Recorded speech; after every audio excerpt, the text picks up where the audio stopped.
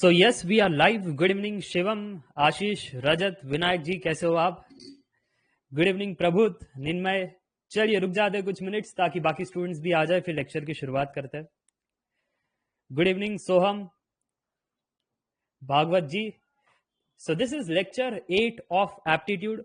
कल की क्लास में हमने पढ़ा था एवरेजेस के बारे में। मैंने आपको बताया था एवरेजेस उतना आसान नहीं है जो आप कहते हो ना, average is equal to sum by total. उसमें ढेरों बातें हैं। तो कल हमने ढेरों बातें जानी थी कि कैसे अगर हमने हमारे डेटा सेट में हर एक एलिमेंट को पी से इंक्रीज कर दिया तो एवरेज भी पी से इंक्रीज हो जाता है, हर एक एलिमेंट को पी से डिक्रीज कर दिया तो एवरेज भी पी से डिक्रीज हो जाता है, मल्टीप्लाई कर दिया तो एवरेज भी मल्टीप्लाई, डिवाइड कर दिया तो एवरेज भी डिवाइड, है ना। ये सब हमने बातें जानी थी। और फिर हमने देखा था कि कैसे अगर दो क्वांटिटी हो जाए तो हमारा एवरेज का फॉर्मूला हम स्प्लिट करते हुए कह सकते हैं, हाँ कि ना। तो इतनी सारी बातें हमने जानी थी और हमने काफी सारे क्वेश्चन भी सॉल्व किए थे। तो क्या कॉन्फिडेंस आ रहा है एवरेजेस में? क्योंकि आज हम एलिगेशन के बारे में भी बात करेंगे। अरे वो एलिगेशन नहीं जो विनायक अपने गर्लफ्रेंड पर लगाते हैं सर, यही है वो, है ना। हमने इसको देखा था, वो कंप्यूटर्स वाले के साथ थी। ऐसे तो हमसे दोस्ती में बात करती है, बट उधर क्या कर रही थी सर? ये है आरोप, ये है एलिगेशन। वो एलिगेशन नहीं होता। एलिगेशन क्या होता है? The action of attaching, joining, binding और लिंकिंग, ये होता है एलिगेशन। ये है स्टैंडर्ड डेफिनेशन। तो जब भी आप सुनते हो कि दो राइस के क्वांटिटी को मिक्स किया गया, है ना, मिल्क और पानी को मिक्स किया गया, अगर ऐसे गोल्ड और कॉपर को मिक्स किया गया, अगर ऐसी कहानी सुनते हो तो वहां पर आपका मिक्सचर एंड एलिगेशंस का कॉन्सेप्ट आता है। तो क्या ये बात सबको समझ में आ गई? तो एक बार कमेंट करके बता देना yes. Good evening Lalit, Janvi, Sashmita, कैसे हो आप? आकाश भी आ गए, गौतम जी भी आ गए, चलो बहुत बढ़िया। तो माहौल बन चुका है, माहौल बन चुका है। तो लेक्चर की शुरुआत की जाए। तो अब तक तो मैंने जस्ट ये बताया कि प्रीवियस क्लास में आपने क्या पढ़ा, ज्यादा कुछ नहीं बताया मैंने, ठीक है। अब मैं आपको सिखाऊंगा। 9:30 को स्टार्ट कर देता हूं मैं क्लास। तो अगर आपको सही समय पर आना है तो आप आइएगा, नहीं तो हमारी गाड़ी तो आगे बढ़ जाती है। फिर करते रहना, वो भागते रहना, अरे रुको रुको रुको, हम अरे गाड़ी को बुलाओ, चेन खींचो। ऐसा नहीं होता। 9:30 लेक्चर स्टार्ट, ठीक है। फिर बाद में आप रिकॉर्डिंग में देख लेना अगर आपने देरी कर दी। खैर, तो आगे बढ़ते हैं और याद करने की कोशिश करते हैं कि प्रीवियस क्लास में हमने क्या सीखा। सर जी सबसे पहले तो आपने हमको बताया था एवरेज के बारे में। तो एवरेज इज व्हाट, मैं एवरेज को कभी कभी ए भी लिख देता हूँ, है ना। तो कभी कभी एवरेज को एवीजी भी लिख देता हूँ। So one and the same. So average is equal to sum by total, इतना सबको याद। फिर मैंने आपको ये भी समझाया था कि अगर मेरे पास टू क्वांटिटीज हो जाए, if I have two quantities,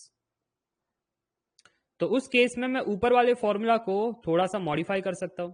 sir कैसे मॉडिफाई कर सकता हूं ऊपर वाले फॉर्मूला को? मैं कह सकता हूं my total average is equal to average 1 into N1 plus average 2 into N2। कुछ याद आ रहा है तो एक बार कमेंट करके बता देना yes, divide by N1 plus N2। ये कल हमने पढ़ा था। अगर मुझे टोटल एवरेज निकालना है ऑफ द कंप्लीट स्टोरी और हमारे अंदर दो क्वांटिटी दे रखी है, तो इस प्रकार से हम किया करते थे। ओके, तो कल की कहानी अब तक ताजी है, अब तक याद है। और मैंने आपको बता भी था कि कल की कहानी कैसी थी। ये समेशन को ही हम कहते हैं summation of the first quantity plus summation of the second quantity divide by total player. So player in quantity 1 plus player in quantity 2। और सम को ही तो हम कहते हैं एवरेज इंटू N1। अरे सम को कैसे एवरेज इंटू एन कहते हो? इधर तो आपने बताया अगर average is sum by N, तो क्या सम को हम एवरेज इंटू एन नहीं कह सकते? हाँ सर कह सकते हैं, ठीक है, हाँ सर कह सकते हैं। चलो, तो उसी के बारे में यहां पर डिस्कशन चल रही है। अब इसमें कलाकार लोग हैं, उन्होंने किया क्या मालूम है? उन्होंने कहा अगर इस इक्वेशन को थोड़ा सा रीअरेंज करे, थोड़ा सा प्यारा बना दे तो कुछ बात से बातें बनती है। मैंने कहा बस रीअरेंज करने से बात से बातें बन जाती है? वो कहते हैं हाँ बात से बातें बनती है। कैसन?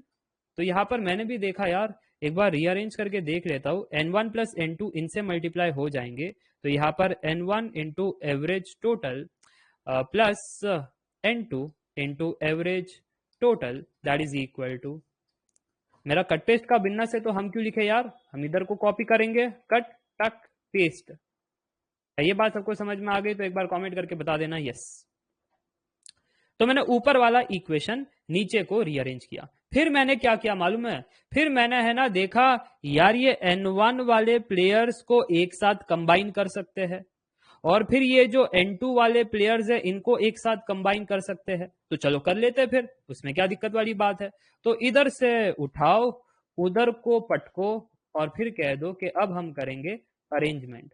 तो जब आपने अरेंजमेंट किया तो ध्यान से देखना कि N1 के सारे प्लेयर्स लेफ्ट हैंड साइड में और N1 को कॉमन निकाला गया, तो फिर ब्रैकेट के अंदर बचा एवरेज टोटल माइनस एवरेज 1 और N2 को राइट हैंड साइड में भेजो। राइट हैंड साइड में भेजने के बाद N2 को कॉमन बाहर निकालो और ब्रैकेट के अंदर बचेगा कौन सर, ब्रैकेट के अंदर बच रहा है एवरेज 2 माइनस एवरेज टोटल। क्या यहां तक सबको समझ में आ गया? तो एक बार कमेंट करके बता देना यस। अगर यहां तक समझ में आ गया तो सर जी अब ऐसा क्यों लग रहा है कि अगर मैं ये N2 को अब लेफ्ट हैंड साइड में लेकर आऊं तो ये N1 डिवाइड बाय N2 और इस ब्रैकेट को अगर मैं राइट हैंड साइड में भेजूं तो फिर हमको पता चल रहा है राइट हैंड साइड में एक तो न्यूमरेटर में ये था एवरेज 2 माइनस एवरेज टोटल और फिर डिनोमिनेटर में ये वाला आ गया player average total minus average 1।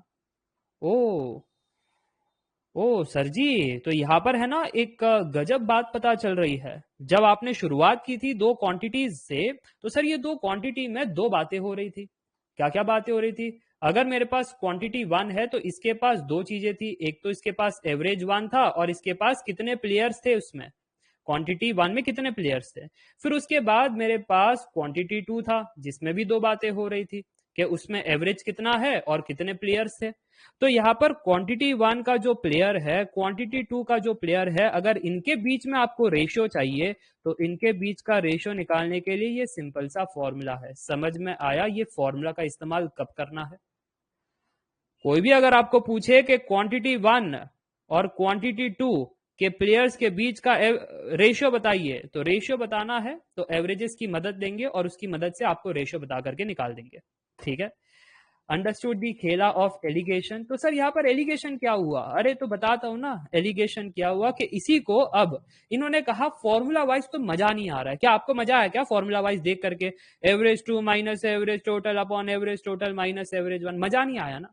मजा नहीं आया सर। अगर इसी को अगर आप चित्र बना करके बताओ, डायग्राम बना करके बताओ तो सर कितना मजा आ जाएगा। अच्छा डायग्राम करके बताए, चलो ठीक है वो भी कर लेते हैं, वो भी कर लेते हैं, कोई दिक्कत वाली बात थोड़ी ना है जी। इतना कर लिया तो वो भी कर लेंगे। अब नोट कीजिएगा, अब उन्होंने कहा कि आपके पास दो क्वांटिटी थी, क्वांटिटी 1 जिसके पास दो प्लेयर्स थे एवरेज 1 उसमें कितना है, क्वांटिटी 2 उसके पास भी दो आइटम्स थी, एक तो थी एवरेज 2 और दूसरा था number of players in quantity 2। तो उन्होंने कहा कि आप चेक करो कि इन दोनों क्वांटिटीज में से एवरेज कहां पर छोटा है। मान करके चलता हूं कि ये वाला एवरेज 1 जो है ना वो स्मॉल था compare to the average 2, average 2 हमारा बिग था। ठीक है, ये मैं मान करके चल रहा हूं। अब क्वेश्चन में उल्टा भी हो सकता है तो उस प्रकार से आप कंसिडर कर सकते हो, बट मेरे एग्जाम्पल में एवरेज 1 छोटा है compare to average 2, so average 1 is small, average 2 is big. अब क्या करना चाहते हो? अब मैं सिंपल सा काम करना चाहता हूँ। देखना ये बहुत ही इंपॉर्टेंट कॉन्सेप्ट है जो शायद आपने रट्टा मारा था, कभी फील नहीं किया था, आज फील आएगा। मैं कोई चीजें रट्टा नहीं मरवाता हूँ। ठीक है, आपने ये फॉर्मूला भी शायद कहीं सुना होगा पहले, कितनों ने ये फॉर्मूला पहले देखा हुआ था कि जब भी मुझे रेशियो फाइंड करना है तो मुझे इस फॉर्मूला का इस्तेमाल करना होता है। तो ये आया इधर से ही था, आपके एवरेज का कंसेप्ट, एवरेज में दो क्वांटिटी तो आपका न्यूमरेटर स्प्लिट डिनोमिनेटर स्प्लिट। ठीक है, उसके बाद आपने रीअरेंज किया, रीअरेंज करने के बाद आपने ये फॉर्मूला जनरेट किया। अब मैं आपको क्या बता रहा हूं कि इसको चित्र से कैसे बनाते हैं, इसको डायग्राम से कैसे बनाते हैं। तो मैं सिंपल सा काम कर रहा हूं, ये जो मेरा छोटा वाला स्मॉल स्मॉल प्लेयर था ना, तो स्मॉल प्लेयर को पहले इधर लिख देता हूं, तो ये रहा एवरेज 1, ये मेरा स्मॉल प्लेयर। एवरेज 2 को इधर लिख दिया जो मेरा बिग प्लेयर था। अच्छा, इन दोनों एवरेज से ही तो मेरा टोटल एवरेज बना था, हाँ कि ना? इन दोनों का एवरेज से ही तो ये मेरा, ये देखो एवरेज टी, टोटल एवरेज इनसे ही बना था। If that is the case तो इसको बीच में रखते हैं, average of the total story. फिर है ना उन्होंने क्या किया कि ये बिग को इसके साथ सब्ट्रैक्ट कर दिया। जब बिग को इसके साथ सब्ट्रैक्ट कर दिया तो रिजल्टेंट क्या आ रहा है, एवरेज 2 माइनस एवरेज टोटल। और फिर कुछ बच्चे सोच रहे हैं अब सर अगर इस रास्ते से जाओगे, इस रास्ते से, है ना, तो आप एवरेज 1 माइनस एवरेज टोटल करोगे, अरे तो फिर आंसर नेगेटिव में आ जाएगा ना, ये हमारा छोटा है। ठीक है, ये हमारा छोटा है, तो छोटे जब ठीक ठाक प्लेयर से सब्ट्रैक्ट होगा तो वो नेगेटिव में आंसर आ जाएगा, हाँ कि ना? तो हमको उल्टा सब्ट्रैक्ट करना पड़ेगा to get the positive answer. Average total minus average one करना पड़ेगा। क्या बात क्लियर हो गई? तो एक बार कमेंट करके बता देना यस, कैसे मैं सब्ट्रैक्ट कर रहा हूं। Average total minus average one. अगर बात समझ में आ गई तो शायद इन दोनों फैक्टर्स को आपने कहीं देखा है, average two minus average total minus average one. ओ तो सर अगर आप दो दो बिंदु लगा दो ना तो फिर आपका फॉर्मूला रेडी हो जाए। दो दो बिंदु यानी अगर इन दोनों फैक्टर्स को आपस में डिवाइड कर दो तो ये बराबर बन जाए n1:n2 के। अब बात क्लियर हो गई तो बताना यस, यही है आपका एलिगेशन का कंसेप्ट कि कैसे वो चित्र बना बना करके कहानी निपटाते हैं। फॉर्मूला था यही बट लिखने का तरीका था ये। ओके चलो, कोई कह रहा है एवरेज, हाँ तो और लेट आना घोष जी और पूछते रहना ये चीज है ना। तो हमने तो सही समय पर शुरुआत किया है, अगर आप लेट हो तो फिर आपको रिकॉर्डिंग में देखना पड़ेगा। ठीक है, तो सबको समझ में आ गया? तो एक बार कमेंट करके बता देना यस कि n1:n2 is equal to average two minus average total is two average total minus average one. क्यों आया? ओके चलो, अगर बात क्लियर हो गई तो फिर यहां से पता चल गया कि ये एलिगेशन का इस्तेमाल हम क्यों करते हैं। ये एलिगेशन का ही कॉन्सेप्ट था। देखो मैं आपको लिखवा देता हूं कौन कौन सा कॉन्सेप्ट है। इस तरह के चित्र को हम कहते हैं एलिगेशन, और इस तरह का फॉर्मूला को हम कहते हैं वेटेड एवरेज। क्या कहते हैं हम इसको? इसको हम कहते हैं वेटेड एवरेज। सर ये वेटेड एवरेज क्यों कहते हैं इसको? ऐसा क्या है इसमें, कौन सा वेट लगाया गया है? अरे देखो ना कि एक वेट इसको दिया है ना, ये वेटेड एवरेज है। देख पा रहे हो अलग अलग वेट्स है ना, दो क्वांटिटीज के अलग अलग वेट है, उस हिसाब से हम एडजस्ट कर रहे हैं। सो वेटेड एवरेज है। बात क्लियर हो रही है? ये एवरेज निकालते वक्त हमने वेट्स ऑफ एवरेज का यूज किया है, इसलिए वेटेड एवरेज है। और यहाँ पर एलिगेशन यानी मिक्सिंग किया जाता है। मिक्सिंग जैसे एलिगेशन का डेफिनेशन ही है एक्शन ऑफ अटैचिंग या ज्वाइनिंग या बाइंडिंग या लिंकिंग। ठीक है, ये होता है डेफिनेशन ऑफ एलिगेशन। चलो, तो यहां पर एलिगेशन का इस्तेमाल कब करेंगे? जब हमसे कोई कहता है रेशो फाइंड करना है।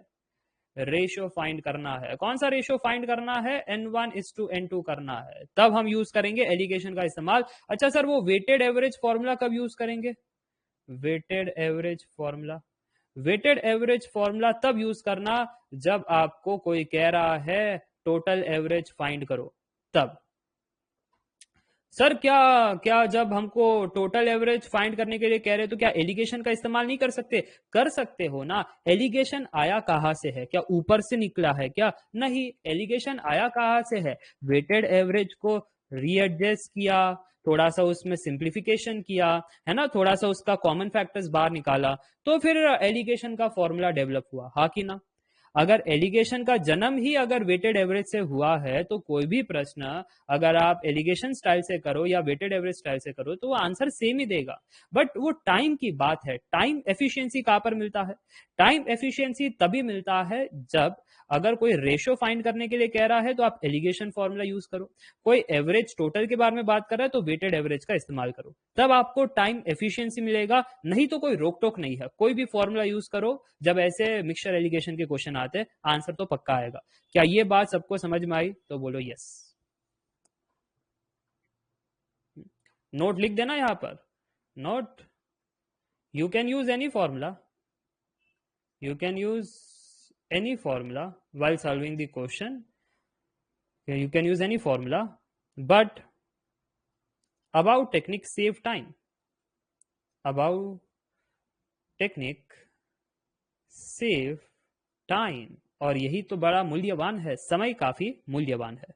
ठीक है, चलो तो लेकर चलो आप क्वेश्चन की तरफ। क्या इसमें कोई डाउट? ये चित्र में कोई डाउट? सिंपल था ना, स्मॉल का एवरेज इधर, बिग का एवरेज इधर, और ये टोटल एवरेज जो इनके बीच में लाई करता है, स्मॉल और बिग के बीच में लाई करता है। तो अगर इस साइड से जाते हो तो बड़ा माइनस छोटा ये रहा, और अगर इस साइड से जाते हो तो फिर ये बड़ा है और ये छोटा है। So average total minus average, फिर इन दोनों का जो रेशियो है that is equal to n1:n2, क्योंकि यहां से हमको पता चल गया है। ठीक है, कोई कह रहा है n2/n1 एंड नॉट n1:n2। ये कौन है? अपूर्ण है ना, बिल्कुल आपका अपूर्ण गलत आंसर है, ठीक है, बिल्कुल पूर्ण गलत आंसर है। क्यों? क्योंकि n1/n2 ही इस फॉर्म में है जो हमने लिखा है, n1/n2 इज दिस फॉर्म। कोई डाउट, कोई समस्या, कोई दुविधा? चलो लेकर चलता हूं आगे to the question and answer. ये रहा पहला सवाल आपकी स्क्रीन के सामने।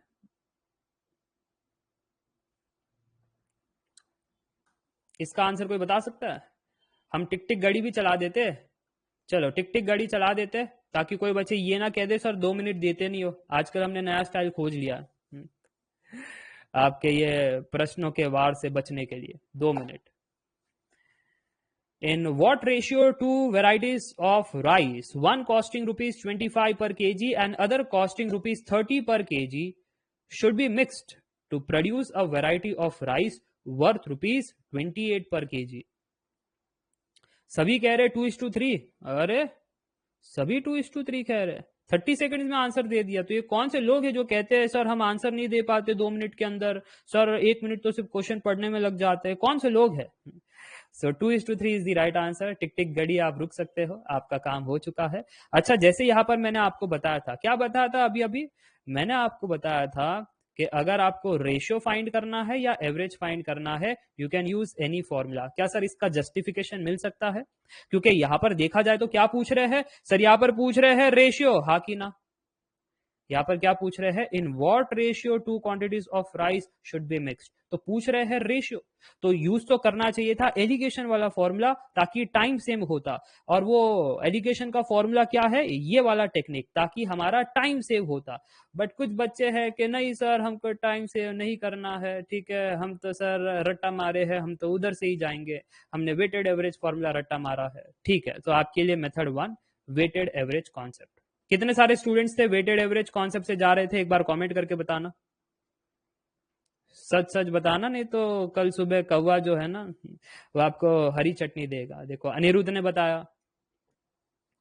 कि सर हम वेटेड एवरेज से जा रहे थे, और तिवारी जी ने बताया, बाकी लोगों ने नहीं किया। गुड। अयन जी ने, ठीक है, वेटेड एवरेज से गए। तो वेटेड एवरेज क्या कहता है? सिंपल सा फॉर्मूला है वेटेड एवरेज का कि जो टोटल एवरेज होता है वो होता है average of the first quantity into player in the first quantity plus average in the second quantity into number of players in the second quantity divide by n1 plus n2 done and dusted. अब अगर यहां पर ध्यान से देखो तो कह रहे हैं one costing rupees 25 per kg and the other costing rupees 30 per kg should be mix to produce a variety of rupees 28 per KG.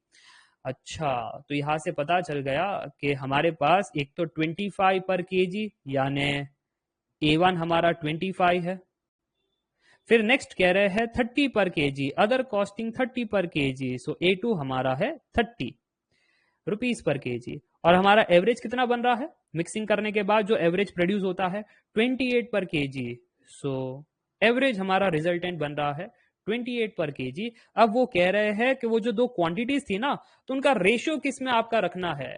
तो n1:n2 ये आपको फाइंड करना है। तो देख सकते हो आपके पास कैलकुलेशन तो है ही, हाँ कि ना? आप देख सकते हो कैलकुलेशन तो है ही, रीअरेंज करोगे तो आंसर आ ही जाएगा। मैं रोकूंगा थोड़ी ना, कुछ बच्चे कहेंगे देखो सर रीअरेंज करो, 28n1 plus 28n2 is equal to 25n1 plus 30n2।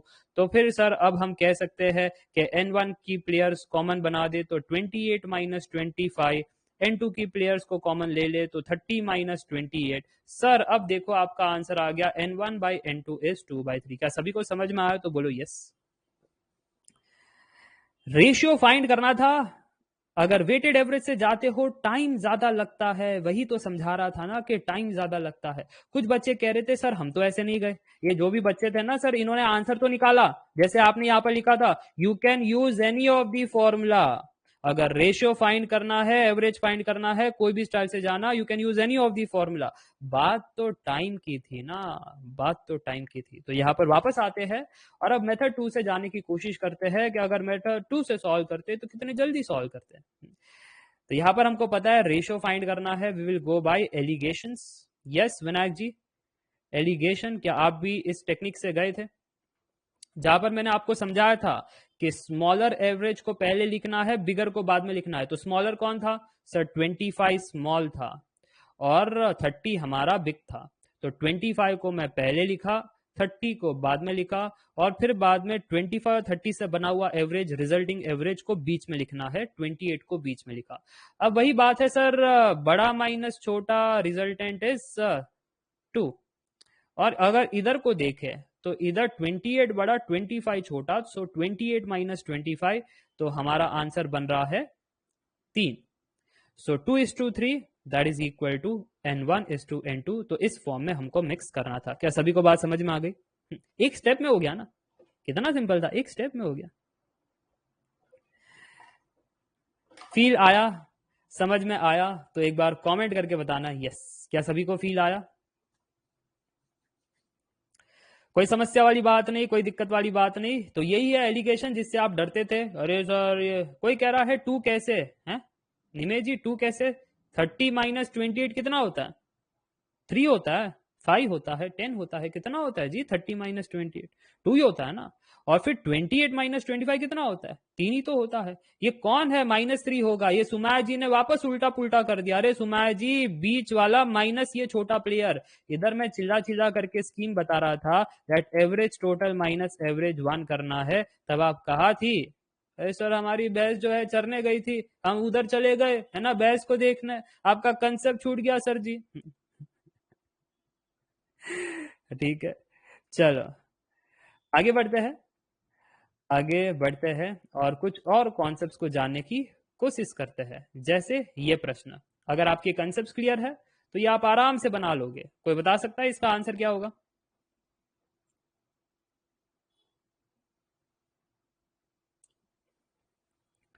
A class has two sections, A and B. Section A scored average marks of 35 and section B scored average marks of 55. Ratio of numbers of students in section A and B is 3:2. Find the average of whole. तो यहां पर ये रहा आपका 1 minute, 2 minute, टिक टिक घड़ी start हो चुकी है। तो बता दीजिए जी आंसर कितना आ रहा है? कौन से लोग हैं? तेजस्वी लोग हैं। तेजश्री 43, इतना जल्दी? अच्छा, कौन से मेथड का इस्तेमाल किया वो भी लिख लेना। आनंद कुमार, एलिगेशन या वेटेड एवरेज, कौन से कॉन्सेप्ट का इस्तेमाल किया? Weighted average. अच्छा, क्यों वेटेड एवरेज? क्यों? क्योंकि सर यहां पर find the average marks of the whole पूछा गया है। सो बहुत खूब, 38 सेकंड्स के अंदर सभी ने ऑलमोस्ट आंसर दे दिया है। सर यहाँ पर average marks of the whole, total average पूछा गया है, तो वेटेड एवरेज से जाएंगे तो सर फटाफट आंसर आ जाएगा। Very good. तो अगर टोटल एवरेज मांगा है so it is average 1 into N1 plus average 2 into N2 divide by N1 plus N2। क्या सभी ने ये किया?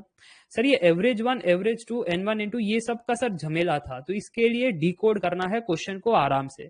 हमारे पास दो सेक्शंस थे, section A, section B. Section A scored average marks of 35। Section A ने 35 स्कोर किया। सेक्शन बी ने एवरेज कितना स्कोर किया? 55 स्कोर किया।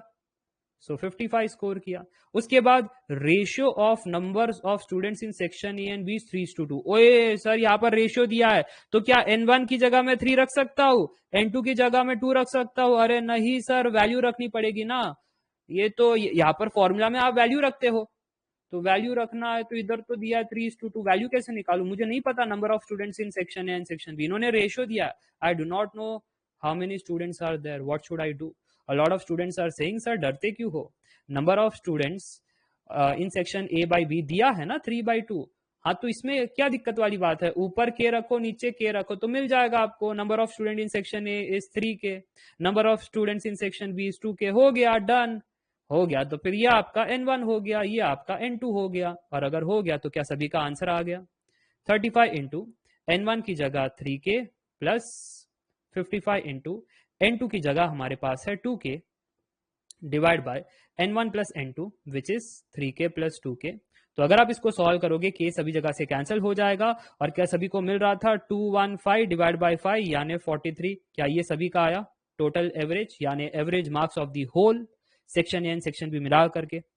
ओके, तो इसको हम कहेंगे मेथड 1 के ऐसे सॉल्व कर सकते थे।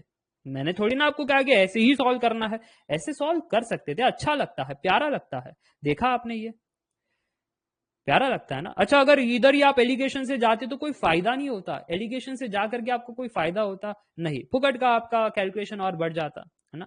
एलिगेशन में क्योंकि आपके एवरेजेस के इधर होते हैं ना, राइट हैंड साइड में, ये देखो इधर आपको एवरेज टोटल फाइंड करना था, तो कहा एलिगेशन के फॉर्मूला से जा करके आप टाइम पास करते, तो वो नहीं करना था। तो मेथड 2 क्या है फिर सर? मेथड 2 आपने नोट किया एक ऑब्जर्वेशन।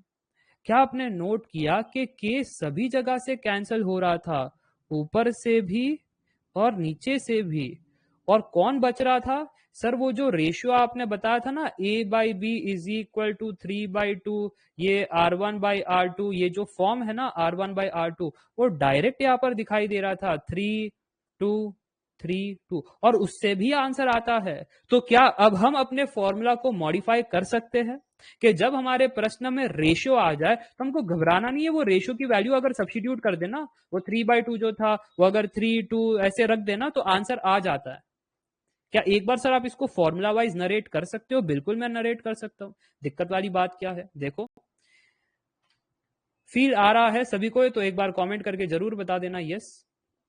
आधे लोगों को तो समझ में आ गया, कुछ बच्चों को थोड़ा सा डाउट है, तो उनको मैं थोड़ा सा डेरिवेशन दे दूंगा ना, तो एकदम क्लियर हो जाएगा कि सर ये तो आपका फर्स्ट स्टेप था। सेकेंड स्टेप, उन्होंने n1 और n2 की एग्जैक्ट वैल्यू नहीं दी, बट एक रेशियो दिया कि n1/n2 इज लेटर से R1/R2, ऐसे रेशियो दिया। तो हमने क्या कहा कि कुछ नहीं, n1 हमारा R1 के है, n2 हमारा R2 के है, जिससे हमारा ऊपर वाला फॉर्मूला मॉडिफाई हो गया कुछ इस प्रकार।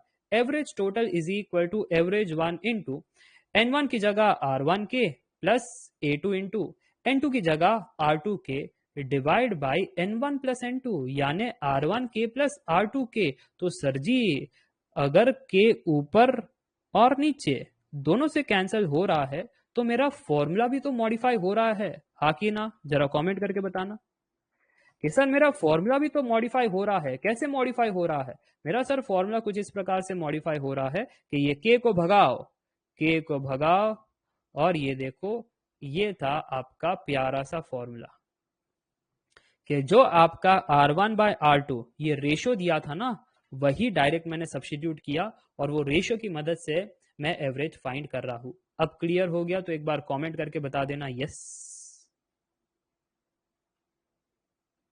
इस प्रकार से आपको कंसेप्ट क्लियर करने हैं और आपको फाइंड करना है आंसर्स वेरी वेरी फास्ट। ठीक है, चलो। तो जैसे मैंने यहां पर बताया कि अगर रेशियो दिया है n1/n2 इज R1/R2, तो बहुत ही बढ़िया टेक्निक है, इससे आप सॉल्व करो। अगर रेशियो नहीं दिया है, एग्जैक्ट वैल्यू दिया है, तो लास्ट क्लास में पढ़े थे ना कि एग्जैक्ट वैल्यू दिया है तो कैसे करना है। लास्ट क्लास में पढ़े थे कि नहीं पढ़े थे? पढ़े थे ना। हाँ, अगर आपको रेशियो ही पूछ रहे हैं n1:n2, तो फिर एलिगेशन से जाना बेटर होगा, जैसे इस प्रश्न में आपने किया था। सारी वेराइटीज मिल रही है, क्या दिमाग के जो पर्दे है ओपन हो रहे हैं? अगर दिमाग के पर्दे ओपन हो रहे हैं, यही मैं आपसे जानना चाहता था कि सर एक फॉर्मूला है, देखने के अलग अलग नजरिए हैं। तो चलिए आगे लेकर चलता हूं, आगे लेकर चलता हूं, कुछ और प्रश्न करते हैं। ये लो, थोड़े कठिन सवाल। इतने इजी इजी प्रश्न पूछते हो। इजी इसलिए सिखाता हूं स्टार्ट में ताकि कंसेप्ट समझ में आए, फॉर्मूला से आपकी मुलाकात हो, है ना, चीजें समझ में आए। अगर ये सारी चीजें हो गई, फिर आराम से आगे बढ़ सकते हैं और कठिन सवाल को निपटा सकते हैं। जैसे ये सवाल देखो, आपको मैं समय देता हूं, ये लो, नहीं तो कहोगे सर समय नहीं दिया। ये लो,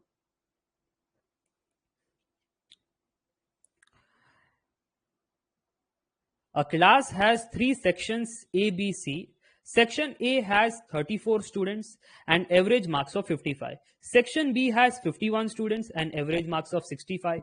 Section C has 85 students and average marks of 75. तो कोई बता सकता है overall average marks of the class is what? ये कौन से लोग हैं जो 68 कह रहे हैं? इतने जल्दी जल्दी निपटा रहे हो तुम? 30 सेकेंड्स के अंदर एप्टीट्यूड खत्म करोगे क्या? देखो, शिवम सिंह ने कहा है 56.6। Very good Shivam Singh, it is wrong answer. Chakravarti ji गलत है। कौन से चक्र में फंस गए आप? गलत आंसर कर रहे हो। अरे अभी अभी तो मैंने आपको सिखाया था, क्या सिखाया था मैंने? कि जब भी आपसे कोई कहे एवरेज, वो होता है सम बाय टोटल।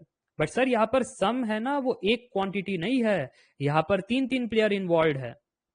अगर 3 प्लेयर इन्वॉल्व है तो इसको आप कह सकते हो ना sum 1 plus sum 2 plus sum 3 divide by players in A plus players in B plus players in C. हाँ, ये सम को कैसे कह सकते हो? अरे वो सम हमारा होता है ना सर, अगर average is sum by total तो सम हमारा एवरेज इंटू एन होता है। तो इस सम 1 को कहेंगे average 1 into n 1 plus average 2 into n 2 plus last वाले सम 3 को क्या कहेंगे average 3 into n 3 divide by n1 plus n2 plus n3। कितने स्टूडेंट इस फॉर्मूला से जा रहे थे? सर एवरेज निकालना है तो इस फॉर्मूला का इस्तेमाल करेंगे। कल विनायक जी ने भी ये सवाल पूछा था कि अगर सर 2 नहीं 3 क्वांटिटी आ गए तो क्या करेंगे? सर इसका तो आपने बताया नहीं कि सर 2 नहीं अगर 3 क्वांटिटी आ गए। अरे तो बता रहा हूं ना, पार्ट 1 पार्ट 2 दिया था ना, तो थोड़ा सब्र रखते तो पता चल जाता ना। हाँ सर पता तो चल ही जाता। चलो, तो इस फॉर्मूला का शायद आपने इस्तेमाल किया होगा और क्लियरली दिखाई दे रहा है प्रश्न say that section A is my first quantity. So let us से ये ए हमारा फर्स्ट क्वांटिटी है, तो क्या क्या चीजें दे रखी है? 34 students and average marks 55। So n1 is 34, average marks is 55। उसके बाद सेक्शन बी है, सेक्शन बी कहता है 51 बच्चे थे, एवरेज मार्क्स 65 था। सो कितने बच्चे? 51, एवरेज मार्क्स कितना था जी? 65। फिर अब सी के बारे में बात है। सेक्शन सी 85 बच्चे हैं, एवरेज मार्क्स 75 है। सो कितने प्लेयर्स? 85, एवरेज कितने का? 75 का। ये सारी चीजें अगर उठा करके इसमें रखोगे तो आपको टोटल एवरेज मिल जाएगा। कोई बता सकता है टोटल एवरेज कितना आया फिर? सर टोटल एवरेज हमको आ गया फिर of the complete story as 11560 divide by 170, यानी sir 68 marks is the average of the all section. या फिर आप कह सकते हो अ क्लास, क्योंकि क्लास के अंदर 3 सेक्शंस बनाए गए थे। बस इतनी सी बात थी। मजा आ रहा है? अब कॉन्फिडेंस आ रहा है? अब कुछ बच्चे कहते हैं अरे सर जी इसमें मजा नहीं आया। मैं कहा सर मजा नहीं आया? क्यों मजा नहीं आया आपको? इतने अच्छे से तो मैंने आपको बताया, फिर क्यों मजा नहीं आया? अरे वो सर जी आपने वो अभी अभी तो कंसेप्ट दिया ना, इसको आप मेथड 1 कहो। सर मजा नहीं आया, इसको आप मेथड 1 कहो। सर एक और मेथड से तो सॉल्व कर सकते थे। मैंने कहा एक और मेथड से सॉल्व कर सकते हैं? कैसे कैसे? कुछ समझा नहीं। अरे वो सर जी वो आप ये n1 n2 n3 की जगह वो रेशियोज रख सकते थे ना। मैंने कहा हाँ रेशियोज रख सकता था, बट ये रेशियो दिया कहाँ पर है? रेशियो दिया है क्या n1 n2 n3 का? नहीं दिया है, तो फिर रेशियो कैसे रख दो?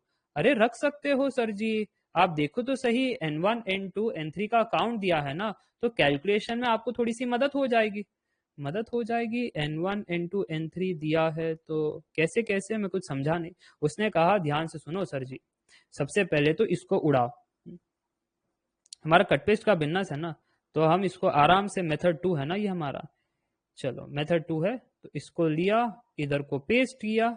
रेशो के कॉन्सेप्ट से जा रहे हैं, बट रेशो तो दिया नहीं है, तो आगे कैसे बढ़े? ये सभी के चेहरे पे एक प्रश्न है कि रेशो तो दिया नहीं है तो आगे कैसे बढ़े सर जी? तो ध्यान से सुनना, n1 is to n2 is to n3। अगर मैं रेशो लू, तीन आइटम का रेशियो ले सकता हूं, पहली क्लास में बताया रेशियो प्रोपोर्शन, पता है ना आपको। तो यहां पर क्या हो रहा है? 34 इज टू 51 इज टू 85। हाँ अरे सर ये 17 से जा रहा है, 17 2 जार कितना होता है? 34। 17 3 जार कितना होता है? यस 51, और 17 5 जार 85। तो मिल गया ना रेशियो। अगर रेशियो मिल गया तो रख देना फिर 2 3 5, तो कैलकुलेशन अब थोड़ा और आसान होगा। और इसकी जगह 10। अब करके देखो कैलकुलेशन कितना आसान हो रहा है। A1 A2 A3 तो पता ही है, तो सिंप्लीफाई करोगे तो आंसर फास्ट आ जाएगा। So this was the method 2 कि कैसे आपने रेशियो की मदद ली टू गेट द आंसर। ठीक है, क्लियर? जब कंसेप्ट क्लियर है तो डरने की कोई बात नहीं है। वैसे इधर से भी जा सकते थे, कोई दिक्कत वाली बात नहीं है, बस ये कैलकुलेशन का स्टाइल है, समझ में आना चाहिए कि जरूरी नहीं है कि अगर प्रश्न में ऐसे रेशियो दिया है तभी हम रेशियो पर जाएंगे, है ना, कि रेशियो दिया है तभी रेशियो का फॉर्मूला यूज करेंगे। अरे जब अगर n1 n2 दिया है या n3 दिया है तो आप रेशियो खुद से भी तो बना सकते हो ना। नहीं बना सकते? देखो मैंने बना दिया, n1 is to n2 is to n3 ऐसे 34 इज टू 51 इज टू 85, खुद से बना दिया और यहां से निकाल दी वैल्यूज। यहां से निकालने के बाद सब्स्टिट्यूट कर दी, खत्म, डन। ओके, तो मुझे लगता है ये स्लाइड से हमने शुरुआत की थी कि कल की क्लास में इतना सब हमने पढ़ा था और उधर से हम यहाँ पर पहुंच गए थे। यहाँ पर पहुंचने के बाद आपने ये डायग्राम देखा, डायग्राम के बाद ये अंडरस्टैंडिंग की, अब ये अंडरस्टैंडिंग पर आप क्वेश्चंस देख रहे थे, कैसे अलग अलग मेथड से हम बना रहे हैं। कंफ्यूजन वाली कोई बात नहीं कि सर एग्जाम में अब कौन सा कंफ्यूजन सर कौन सा मेथड यूज करे सर, दोनों मेथड देख करके अब कंफ्यूज हो गए।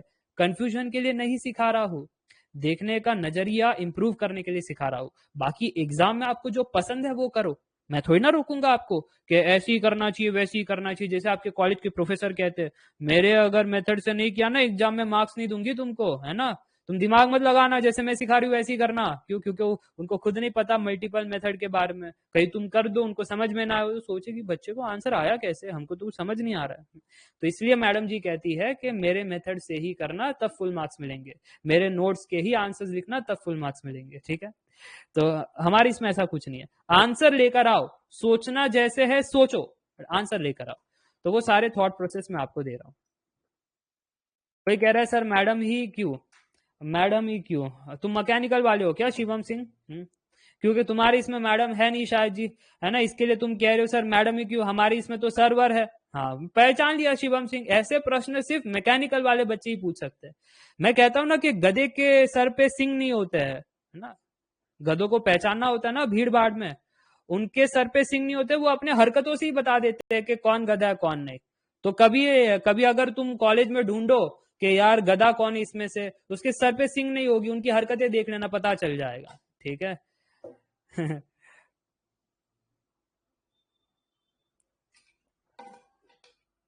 अब कोई ये कहेगा अरे सर जी आपने शिवम को गधा कह दिया क्या? अरे नहीं, हम शिवम को गधा क्यों कहे, उनके घर वाले ही कह देते हैं ना, ये तो गधा है, इसको तो कुछ समझ नहीं आती, कितने बार भी इनको बोलो, है ना, पंखे बंद करो, बिजली का बिल इतना आ रहा है, ये तो समझते का है, झूठा मत फेंको, है ना। जब साउथ अफ्रीका में पैदा होगे ना तब पता चलेगा अनाज की कीमत क्या होती है, तुम्हें के सब कुछ झूठा फेंकते हो। चलो उनको भी साफ करो, मैगी तो कैसे एकदम ऐसे साफ करके ही दे देते हो प्लेट, है ना, और टिंडी की सब्जी बनाते हो तो मुंह बनाते हो तुम, तब साफ वाफ कुछ नहीं करते, है ना, वो भी झूठी छोड़ देते हो। सो भगवान का शुक्रिया अदा करो कि आपको इतना खाने को मिल रहा है, जिसको नहीं मिला है उनकी सोचो क्या हालत होगी, है ना, महंगाई इतनी बढ़ गई है। तो ये सब होता है सबके घर पे। So don't worry. चलो लेकर चलता हूं मैं आगे, जो वरी करने वाली चीज है वो है अगला प्रश्न। अगला प्रश्न शायद आपको वरी करवा सकता है या नहीं वो तो आप ही जानो, क्योंकि मेरा तो टाइमर स्टार्ट हो चुका है।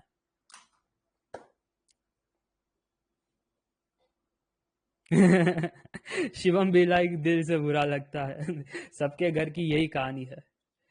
In a company, there are 60 executives and some managers. Average salary of executives is rupees 9,000 and average salary of managers is rupees 45,000. देख रहे हो कितना भेदभाव है एक कंपनी में। Average salary of all employ is 15,000, five the number of managers. ठीक है, कैसे कर रहे हो? अरे कौन से लोग है, 300 मैनेजर थे भाई, इतने मैनेजर क्यों चाहिए? एग्जीक्यूटिव से ज्यादा मैनेजर, इतनी सैलरी देगा कौन? 45,000 टू 300 मैनेजर्स। चलो तो गलत ही हो गई बात, वेंकटेश को भी 300 आया, इट्स रॉन्ग। सुमा जी ने 60 कहा है, वेरी गुड सुमा जी, कैसे मालूम पड़ा कि 60 भी गलत है? 5 इज ऑल्सो रॉन्ग।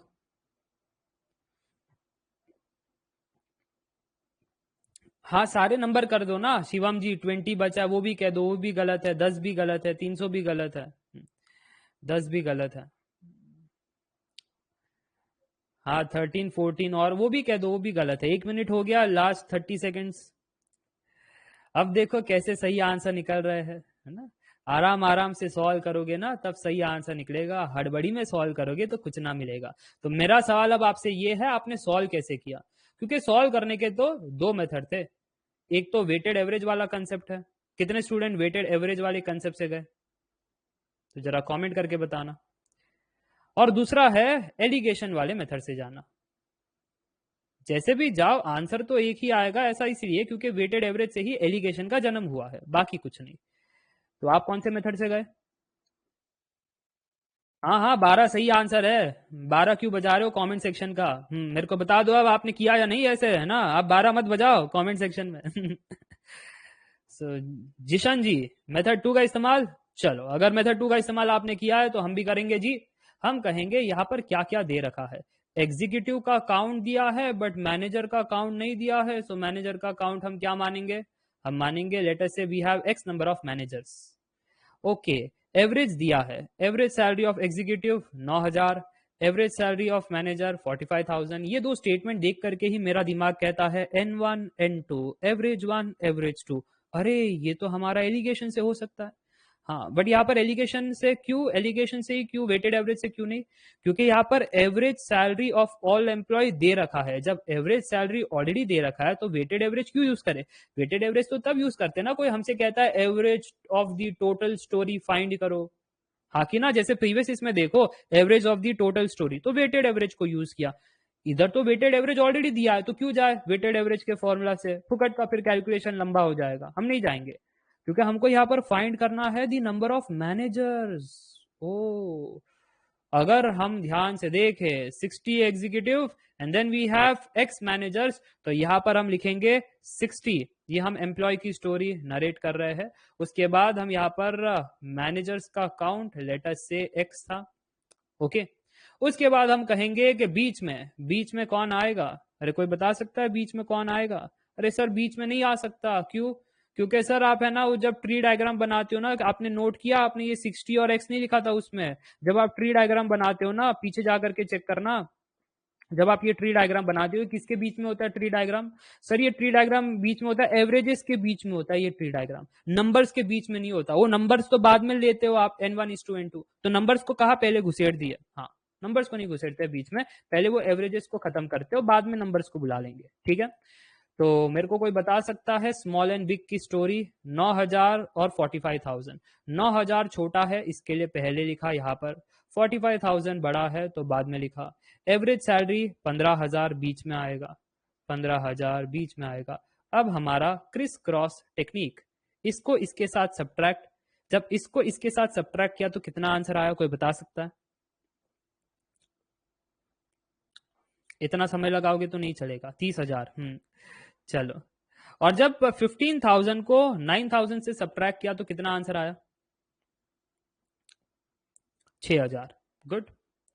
तो जब सर आप इन दोनों का रेशियो लोगे ना 30,000:6,000, ये बराबर होगा N1:N2 के। और सर यहाँ पर N1:N2 कौन है? ये पहला प्लेयर था, this was the first player, this was the second player. तो पहला प्लेयर एम्प्लॉय का अकाउंट है तो 60 आपको पहले लिखना है, और बाद में आपका मैनेजर है, सॉरी पहले आपका एग्जीक्यूटिव का अकाउंट है तो 60 पहले लिखना है, बाद में आपका मैनेजर है तो मैनेजर का अकाउंट x है तो वो हमने बाद में लिखा। सो अब मुझे एक रेशियो मिला है जो है 60/x is equal to 30,000 divide by 6,000। तो सर अगर आप इसको सॉल्व करोगे ना, आराम से आपका आंसर आ जाएगा x इज इक्वल टू 12। तो इतने नंबर ऑफ मैनेजर्स हमारे पास थे। मजा आया, समझ में आया तो बोलो यस। कौन सा यूज करना चाहिए, कौन सा यूज नहीं करना चाहिए वो क्लियर हो गया, कैसे यूज करना है वो क्लियर हो गया, ठीक है, कैसे रखना है, किसको रखना है वो भी क्लियर हो गया। नंबर्स को पहले नहीं रखना है, एवरेजेस को पहले रखना है। एवरेजेस का ट्री डायग्राम या फिर आप कह सकते हो चित्र, पिक्चर, एवरेजेस को रख दिया, कैलकुलेशन कर दिया क्रिस क्रॉस टेक्निक से, फिर नंबर्स को बुलाओ, कितने प्लेयर्स हमारे एग्जीक्यूटिव में, कितने प्लेयर्स हमारे मैनेजर्स में, हाँ फिर कैलकुलेशन करेंगे तो आंसर आ जाएगा। तो ये एक एक मिनट का सवाल है, एक एक मिनट का सवाल है, और आप है ना इतना टाइम लगाते हो। और कितना रॉन्ग कर रहे थे, 300 कर रहे थे, गलत बात है ये। चलो, तो विनायक जी ने पार्ट टाइम काम किया था, वो दूध वाले भैया बन गए थे, है ना? वो पानी मिला रहे थे दूध में कि उन्हें बिजनेस करना है ना, हर्षद मेहता बनना है, प्रॉफिट करना है, तो नुकसान कर दिए शेयर बाजार में। अब छोटे से स्टार्ट कर रहे थे वापस से, तो विनायक जी ने ऐसे साफा बांध दिया, चलो भैंसों के पास चलो दूध लेकर आते हैं। फिर भैंसों ने दिया भी दूध इतना ही, है ना, तो फिर उसने पानी वानी मिला करके वो काम बढ़ा रहे अपना। तो जरा बताना इस प्रश्न का आंसर क्या होगा? There are two containers of equal capacity. The ratio of milk to water is 3:1 and 5:2 respectively. If they are mixed, the ratio of milk to water in the resultant mixture will be.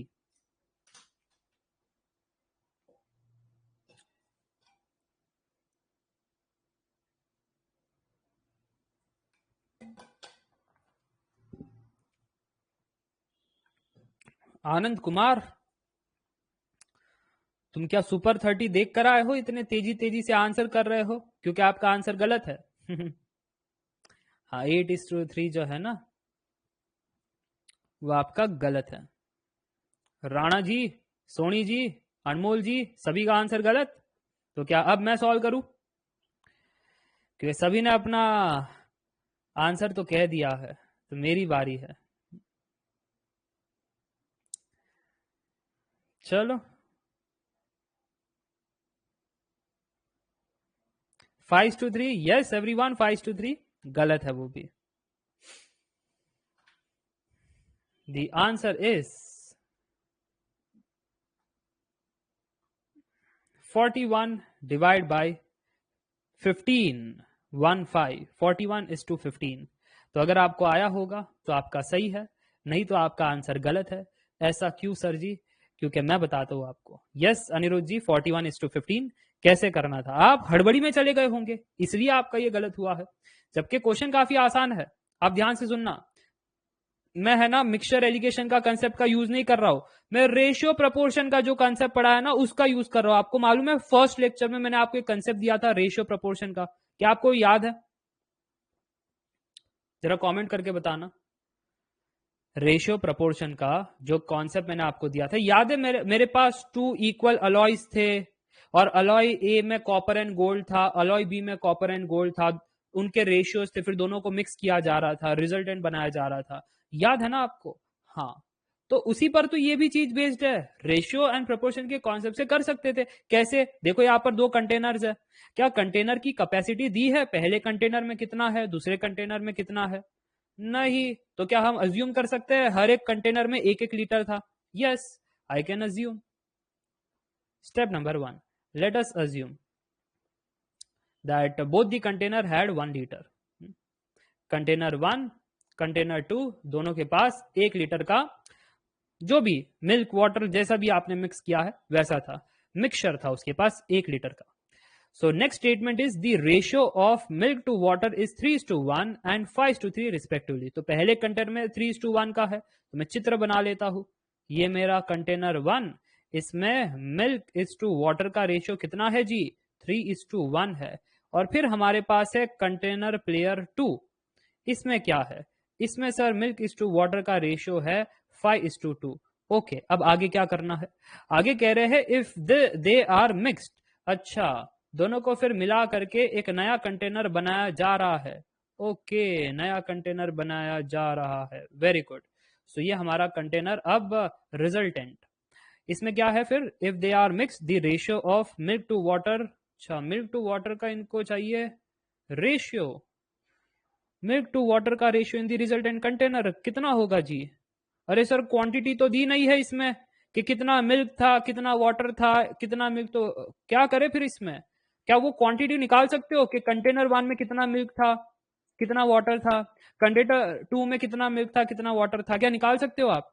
हाँ sir, निकाल सकते हैं। वो आपने ratio as a total का concept दिया था, याद आया? वैल्यू निकालनी है तो रेशियो ऑफ टोटल का कुछ कंसेप्ट आपने दिया था। हाँ, तो अगर वो कंसेप्ट याद है तो उस कंसेप्ट की मदद से आप कह सकते हो सर कंटेनर 1 की स्टोरी को इधर से उठाइए, कॉपी कीजिए, यहाँ पर पेस्ट कीजिए और कह दीजिए कि इस कंटेनर 1 में टोटल हमारे पास था 1 लीटर, और अगर मिल्क बाय वाटर का रेशियो है 3/1, तो हम कह सकते हैं मिल्क कितना था। अब मैं मिल्क पूरा नहीं लिखता हूं, मैं एम ही लिखता हूं, जैसे आप इसको पहचानते हो, M is milk. So milk कितना था इन दी कंटेनर 1? क्योंकि कंटेनर 1 की स्टोरी है, M1W1 लिख देता हूं टू डिस्टिंग्विश, क्योंकि आगे जाकर के कंटेनर 2 आएगा तो आप कंफ्यूज ना हो जाओ। तो सर यहाँ पर मिल्क 1 इज इसके सामने वाला player 3 divide bye 3+1 into total mixture की वैल्यू। टोटल मिक्सचर 1 लीटर का था, तो मिल्क की मात्रा कितनी है अब? 3/4 लीटर। इतना मिल्क था आपके कंटेनर 1 में। तो कोई बता सकता है वाटर कितना था? सर वाटर निकालना है, सेम वाटर के आगे वाला प्लेयर 1 डिवाइड बाय, ये दोनों को अब ऐड कर दो, 1+3 इनटू। अच्छा, कंटेनर 1 में कितना लीटर था? कंटेनर 1 में 1 लीटर था, तो अब यहाँ पर आ रहा है 1/4 लीटर। क्या सबको समझ में आया? कंटेनर 1 में मिल्क कितना था, वाटर कितना था, निकाल दिया क्वांटिटी। कितना सिंपल। मिक्सिंग करते समय आपको क्वांटिटीज पता होनी चाहिए ना, तभी तो मिक्सिंग कर पाओगे। तो बस पहले वो क्वांटिटी निकाल दिया, फिर बाद में मिला देंगे, ठीक है। कंटेनर 1 की स्टोरी तो मुझे पता चल गई, अब कंटेनर 2 की बारी है। कंटेनर 2 का मिल्क इज टू वाटर 5:2, और कंटेनर 2 में भी हमने अज्यूम किया है 1 लीटर, 1 लीटर की कहानी है। चलो फिर कंटेनर 2 आपके सामने, और यहाँ पर कोई कह रहा है सर कंटेनर 2 में भी 1 लीटर है, तो अब जल्दी से निपटा देना, या यहाँ पर कैलकुलेशन में टाइम वेस्ट मत करना। M2 कितना होगा? M2 is sir 5 divide by 5 plus 2 into sir total, तो सर यहाँ पर 5/7 लीटर। और वाटर कितना होगा? देखो अलग स्टाइल से बता रहा हूँ वाटर का, वाटर का अलग स्टाइल से बता रहा हूँ कि वाटर अगर निकालना है तो क्या मैं कह सकता हूँ कि टोटल मिक्सचर में 1 लीटर था, माइनस मिल्क का जो भी आपने फाइंड किया है वो कर लो। सो 1 लीटर माइनस 5/7 कितना आया? 2/7 लीटर्स। यस, ऐसे भी कर सकते थे, है ना। बाकी तो आपको फॉर्मूला पता ही है ना, जैसे इस तरीके से आपने मिल्क निकाला वैसे इस तरीके से आप वाटर भी निकाल सकते थे, प्रीवियस इसमें निकाल के तो बताया देखो। बट अगर ऐसे करना है तो ऐसे भी कर सकते थे। क्या इतनी बात सबको समझ में आ गई? तो अब मुझे लगता है आपको मिल्क एंड वाटर की कहानी समझ में आ गई। तो फिर आप आगे जा करके इसका आंसर निकाल सकते हो, कोई दिक्कत वाली बात नहीं होगी। अब रिजल्टेंट की बात चल रही है, तो यहाँ पर देखना अब स्टोरी में क्या हो रहा है। स्टोरी में हम आगे बढ़ रहे हैं और हम कह रहे हैं कि मुझे कंटेनर 1 का मिल्क पता चल गया, इट वॉज 3/4 लीटर। कंटेनर 2 का मिल्क पता चल गया, इट वॉज 1/4 लीटर। कंटेनर 1 में वाटर कितना था वो भी पता चल गया, 5/7। कंटेनर 2 में वाटर कितना था वो भी पता चल गया, 2/7। तो जब आप कंटेनर 1 कंटेनर 2 को दोनों को ऐड करोगे तो फिर मिल्क मिल्क से ऐड हो जाएगा, पानी पानी से ऐड हो जाएगा। तो कोई बता सकता है रिजल्टेंट मिल्क कितना हुआ? 3/4 plus 1/4, the resultant milk is, comment करके बताना कितना आया resultant milk. Yes, the answer is, अगर जो 2 लीटर कह रहा है वो गलत कह रहा है। क्यों? क्योंकि हमने यहाँ पर सब्स्टिट्यूशन उल्टा किया है, ठीक है। हाँ, जो 1 कह रहा है वो और गलत कह रहा है, क्योंकि यहाँ पर मिल्क और शायद मैंने वाटर को ऊपर नीचे कर दिया। एक बार चेक करके बता देना। हमारे पास मिल्क यहाँ पर 5/7 था और वाटर 1 शायद हमारे पास था 1/4। एक बार चेक करके कोई बता सकता है? मिल्क 2 हमारे पास 5/7, मिल्क 2 5/7, यस। मिल्क 1 हमारे पास 3/4, यस। मिल्क हमारे पास 3/4। अब दोनों को ऐड करेंगे तो आंसर आएगा, और इधर भी ऐड करेंगे तो वाटर की कहानी आएगी। तो ध्यान से देखना, 3/4 plus 5/7, how much it is? 21 plus 20 divide by 28, which is 41 divide by 28। Resultant water कितना था जी? It was 1/4 plus 2/7। रीअरेंज करोगे तो मिलेगा 15/28। अब अगर आप रिजल्टेंट मिक्सचर की कहानी पूछ रहे थे तो रिजल्टेंट मिक्सचर में क्या पूछ रहे थे कि मिल्क इज टू वाटर का रेशियो क्या है? So it is 41 divide by 15, क्योंकि 28 कैंसिल हो जाता है ऊपर नीचे से, तो इसलिए 41:15 इज द राइट आंसर। क्या सभी को समझ में आया? तो एक बार कमेंट करके बता देना यस। कैसा लगा? अब विनायक जी कहेंगे सर मजा नहीं आया सर, समझ में तो आया बट मजा नहीं आया सर जी। हाँ, तो ये एक मेथड 1 है, ये मेथड 1 है विनायक जी, कैसे सॉल्व कर सकते थे। ठीक है, ऐसे सॉल्व कर सकते थे। जैसे आप देख रहे हो ना, 2 कंटेनर है, कैपेसिटी नहीं दी है, तो अज्यूम किया आपने 1-1 लीटर दोनों में मान लो, 1-1 लीटर मान लिया। मिल्क इज टू वाटर का रेशियो दिया है, तो क्वांटिटी निकाल सकते हो मिल्क एंड वाटर की, इन कंटेनर 1 इन कंटेनर 2 दोनों में निकाल दिया आपने। ये देखो ये स्टेप्स किए, दोनों में निकाल दिया। फिर दोनों की क्वांटिटीज ऐड कर दो, मिल्क का मिल्क से, वाटर का वाटर से, रिजल्टेंट का फिर मिल्क इज टू वाटर बन जाता है। मजा नहीं आया सर, इतना सारा कैलकुलेशन। सर बच्चों पे कुछ तो रहम खाओ। हाँ, मैं खाता हूँ रहम। इसी प्रश्न को क्या आप वेटेड एवरेज के कॉन्सेप्ट से बना सकते हो या एलिगेशन के कॉन्सेप्ट से? क्योंकि सर यहाँ पर मिक्सिंग की बात की गई है, और आप ही ने बताया एलिगेशन का मतलब ही होता है मिक्सिंग। तो क्या सर यहाँ पर वेटेड एवरेज का कुछ कॉन्सेप्ट यूज कर सकते थे? और अगर कर सकते थे तो कैसे कर सकते थे? ये कुछ समझ नहीं आ रहा बात, जरा कमेंट करके बताना कैसन करोगे। दूर दृष्टि चाहिए, ये चीज समझने के लिए दूर दृष्टि चाहिए, तो मैं आपको देता हूं वो दृष्टि, टेंशन मत लो। चकरा गए ना कि कैसे यूज कर लेंगे सर, क्योंकि डायरेक्ट तो प्लेयर दिख नहीं रहे हैं। हाँ, यहाँ पर कंसेप्ट का इस्तेमाल कर सकते हो, बट इनडायरेक्ट तरीके से, डायरेक्ट दिखाई नहीं देगा। तो इनडायरेक्ट तरीके से कैसे करना है वो मैं सिखा देता हूँ। तो सबसे पहले कंटेनर 1 की स्टोरी आपको पता होनी चाहिए, मिल्क और वाटर। मिल्क कितना था, हमने अज्यूम किया है कंटेनर 1 में और कंटेनर 2 में इक्वल कैपेसिटी है 1-1 लीटर की। तो कोई बता सकता है मिल्क कितना हुआ फिर और वाटर कितना हुआ? सर ये 3/4 हुआ और ये 1/4 हुआ, ठीक है। कंटेनर 2 का स्टोरी देखे सर जी, मिल्क और वाटर तो सेम कहानी है। ये 5:2 था तो मिल्क 5/7 हुआ और वाटर हुआ 2/7। इतना समझ में आ गया। अब नहीं तेजश्री जी, वैसे नहीं करना था, ठीक है, ठीक है, वैसे नहीं करना था। अब आगे क्या सर जी? ये हमने निकाल दिया मिल्क वाटर मिल्क वाटर। अब आगे क्या? अब आगे ये है कि आपको रिजल्टेंट मिक्सचर का मिल्क चाहिए था ना, तो 2 क्वांटिटी आपके पास है, 2 क्वांटिटी। और हमको पता है 2 क्वांटिटी ऑन एन एवरेज हमारे पास 3/4 लीटर का मिल्क दिखाई देगा और इधर 5/7 लीटर का मिल्क दिखाई देगा। तो अगर ये बात है तो क्या मैं कह सकता हूं, ध्यान से सुनना, ध्यान से सुनना मैं क्या कह रहा हूं यहाँ पर, कि मुझे निकालना है रिजल्टेंट मिल्क कितना है। तो क्या मैं कह दूं कि मिल्क, ऐसा लिखता हूं मैं, शायद आपको समझ में आएगा। जैसे आपका वो कंसेप्ट था, पहले एवरेज का कंसेप्ट लिख दूं और फिर बाद में कंपैरिजन करके बताओ तो शायद ज्यादा बेटर क्लियर होगा। एवरेज टोटल हमारा average 1 into N1 plus average 2 into N2 divide by N1 plus N2 था। तो इधर आपको मिल्क का रिजल्टेंट निकालना है, तो स्टेप नंबर 2 आगे लिख देता हूं ताकि आपको समझ में आ जाए। तो ऐसा नहीं लगता है कि सर मिल्क का रिजल्टेंट निकालना है एवरेज का टोटल, तो इधर मिल्क 1 इधर मिल्क 2 आना चाहिए। Milk 1 into N1 plus milk 2 into N2 divide by N1 plus N2। पर सर जी N1 N2 तो पता नहीं हमको। N1 N2 is nothing but किस रेशो में मिक्स किया है ये भी कह सकते थे। अगर N1 आपको नहीं पता है, वो रेशो का फॉर्म तो यूज कर सकते थे ना। N1 N2 की जगह R1 R2 कह सकते हैं, हाँ कि ना? कि अगर कोई मुझे बता दे कि N1/N2 इज R1/R2, कोई N1/N2 का रेशियो बता दे, तो मैं N1 को R1 से रिप्लेस कर सकता हूं, N2 को R2 से रिप्लेस कर सकता हूं।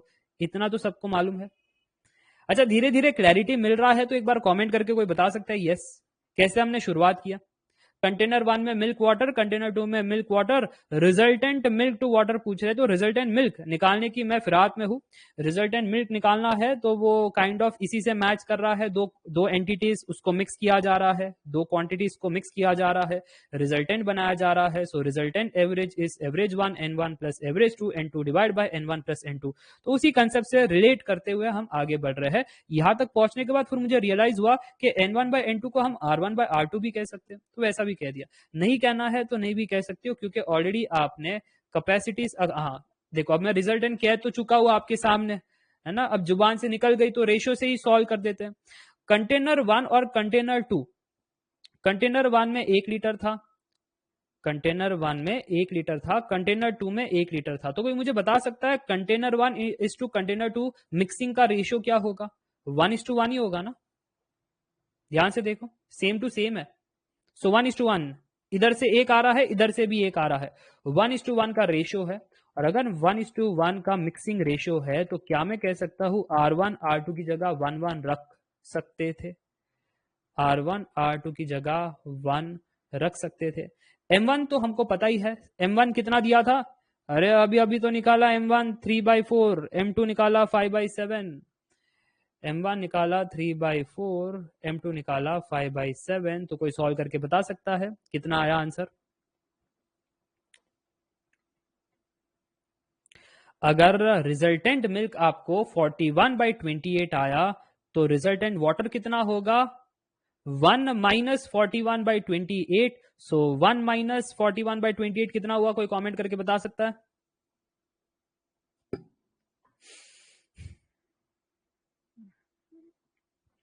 कोई अगर 1 माइनस कर रहा है उसको गलत आएगा, पता है क्यों? 15 बाई नहीं आएगा, 1 माइनस 41/28 करेगा ना, नेगेटिव में आंसर आएगा, 15 भी नहीं आएगा उसको। पता है क्यों? कोई मुझे बता सकता है ऐसा क्यों हुआ? 13 आ रहा है, वो भी नेगेटिव 13/28 आ रहा है। ऐसा क्यों हुआ? अरे कोई बाहुबली, कोई कह रहा है यूनिट की वजह से। नहीं, क्योंकि आपने यही गलत सॉल्व किया है इस वजह से। ठीक है, यही गलत सॉल्व किया है इस वजह से। ठीक है, 41/28 is not the answer because your right answer is, solve करके देखो, इधर डिनोमिनेटर 1 + 1 2 है। सॉल्व करके देखो, प्रीवियस वाले का आंसर कॉपी मत करना। ठीक है, देखो प्रीवियस वाले में शायद आपको 41/28 आया था, ये आंसर इधर नहीं आ रहा है, इधर कुछ और आंसर आ रहा है। कोई कमेंट करके बता सकता है आंसर क्या आ रहा है? 41 डिवाइड बाय क्या आ रहा है? अरे अनुराग पांडे जी कह रहे हैं 56 आ रहा है। यस, अब मुझे बताना कि अब रिजल्टेंट वाटर कितना आ रहा है। अब आया 56 माइनस 41, तो 15 डिवाइड बाय 56। तो अगर आपसे कोई कहता है मिल्क इज टू वाटर का रिजल्टेंट रेशियो कितना था, 41:15, ऐसे भी निकाल सकते थे। फील आया, समझ में आया तो कमेंट करके बता देना यस। कैसे मैंने वेटेड एवरेज के कॉन्सेप्ट से सॉल्व किया है। कोई कह रहा है M1 इज गुड। हाँ क्यों सुमाय जी, इधर ज्यादा दिमाग लगाना पड़ रहा है ना। अरे सर इधर ज्यादा दिमाग लगाना पड़ रहा है कि 2 मिल्क की हमारे पास क्वांटिटी थी, M1 हमारे पास 3/4, M2 हमारे पास 5/7 है ना, इनको मिक्स करके सर जी हम रिजल्टेंट मिल्क बना रहे हैं। तो फिर सर बाद में हमको फिर N1 N2 नहीं पता, तो N1 N2 नहीं पता तो क्या किया, N1/N2 is R1/R2, mixing ratio क्या है वो फाइंड किया। मिक्सिंग रेशियो फाइंड किया तो C1 के इसमें 1 लीटर, C2 के इसमें 1 लीटर, तो मिक्स करोगे तो 1:1 का मिक्सिंग रेशियो है। तो इसके लिए N1/N2 इज 1:1, तो यहाँ पर R1 की जगह 1, R2 की जगह 1, ऐसे करके हमने चीजों को निपटाया है। कोई डाउट, कोई समस्या, कोई दुविधा?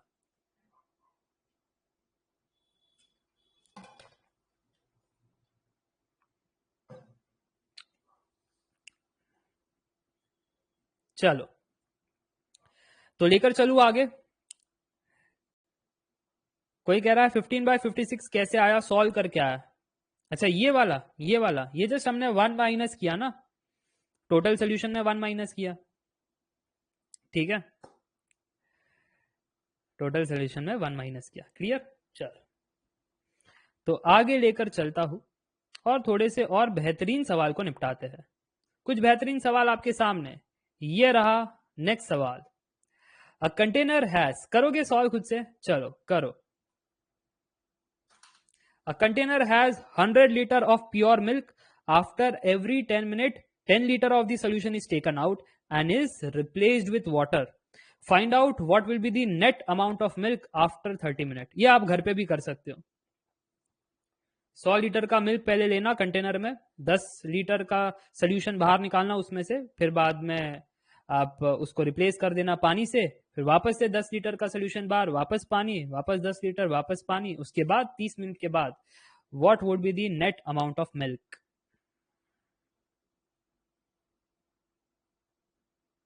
70, ये कौन से लोग हैं?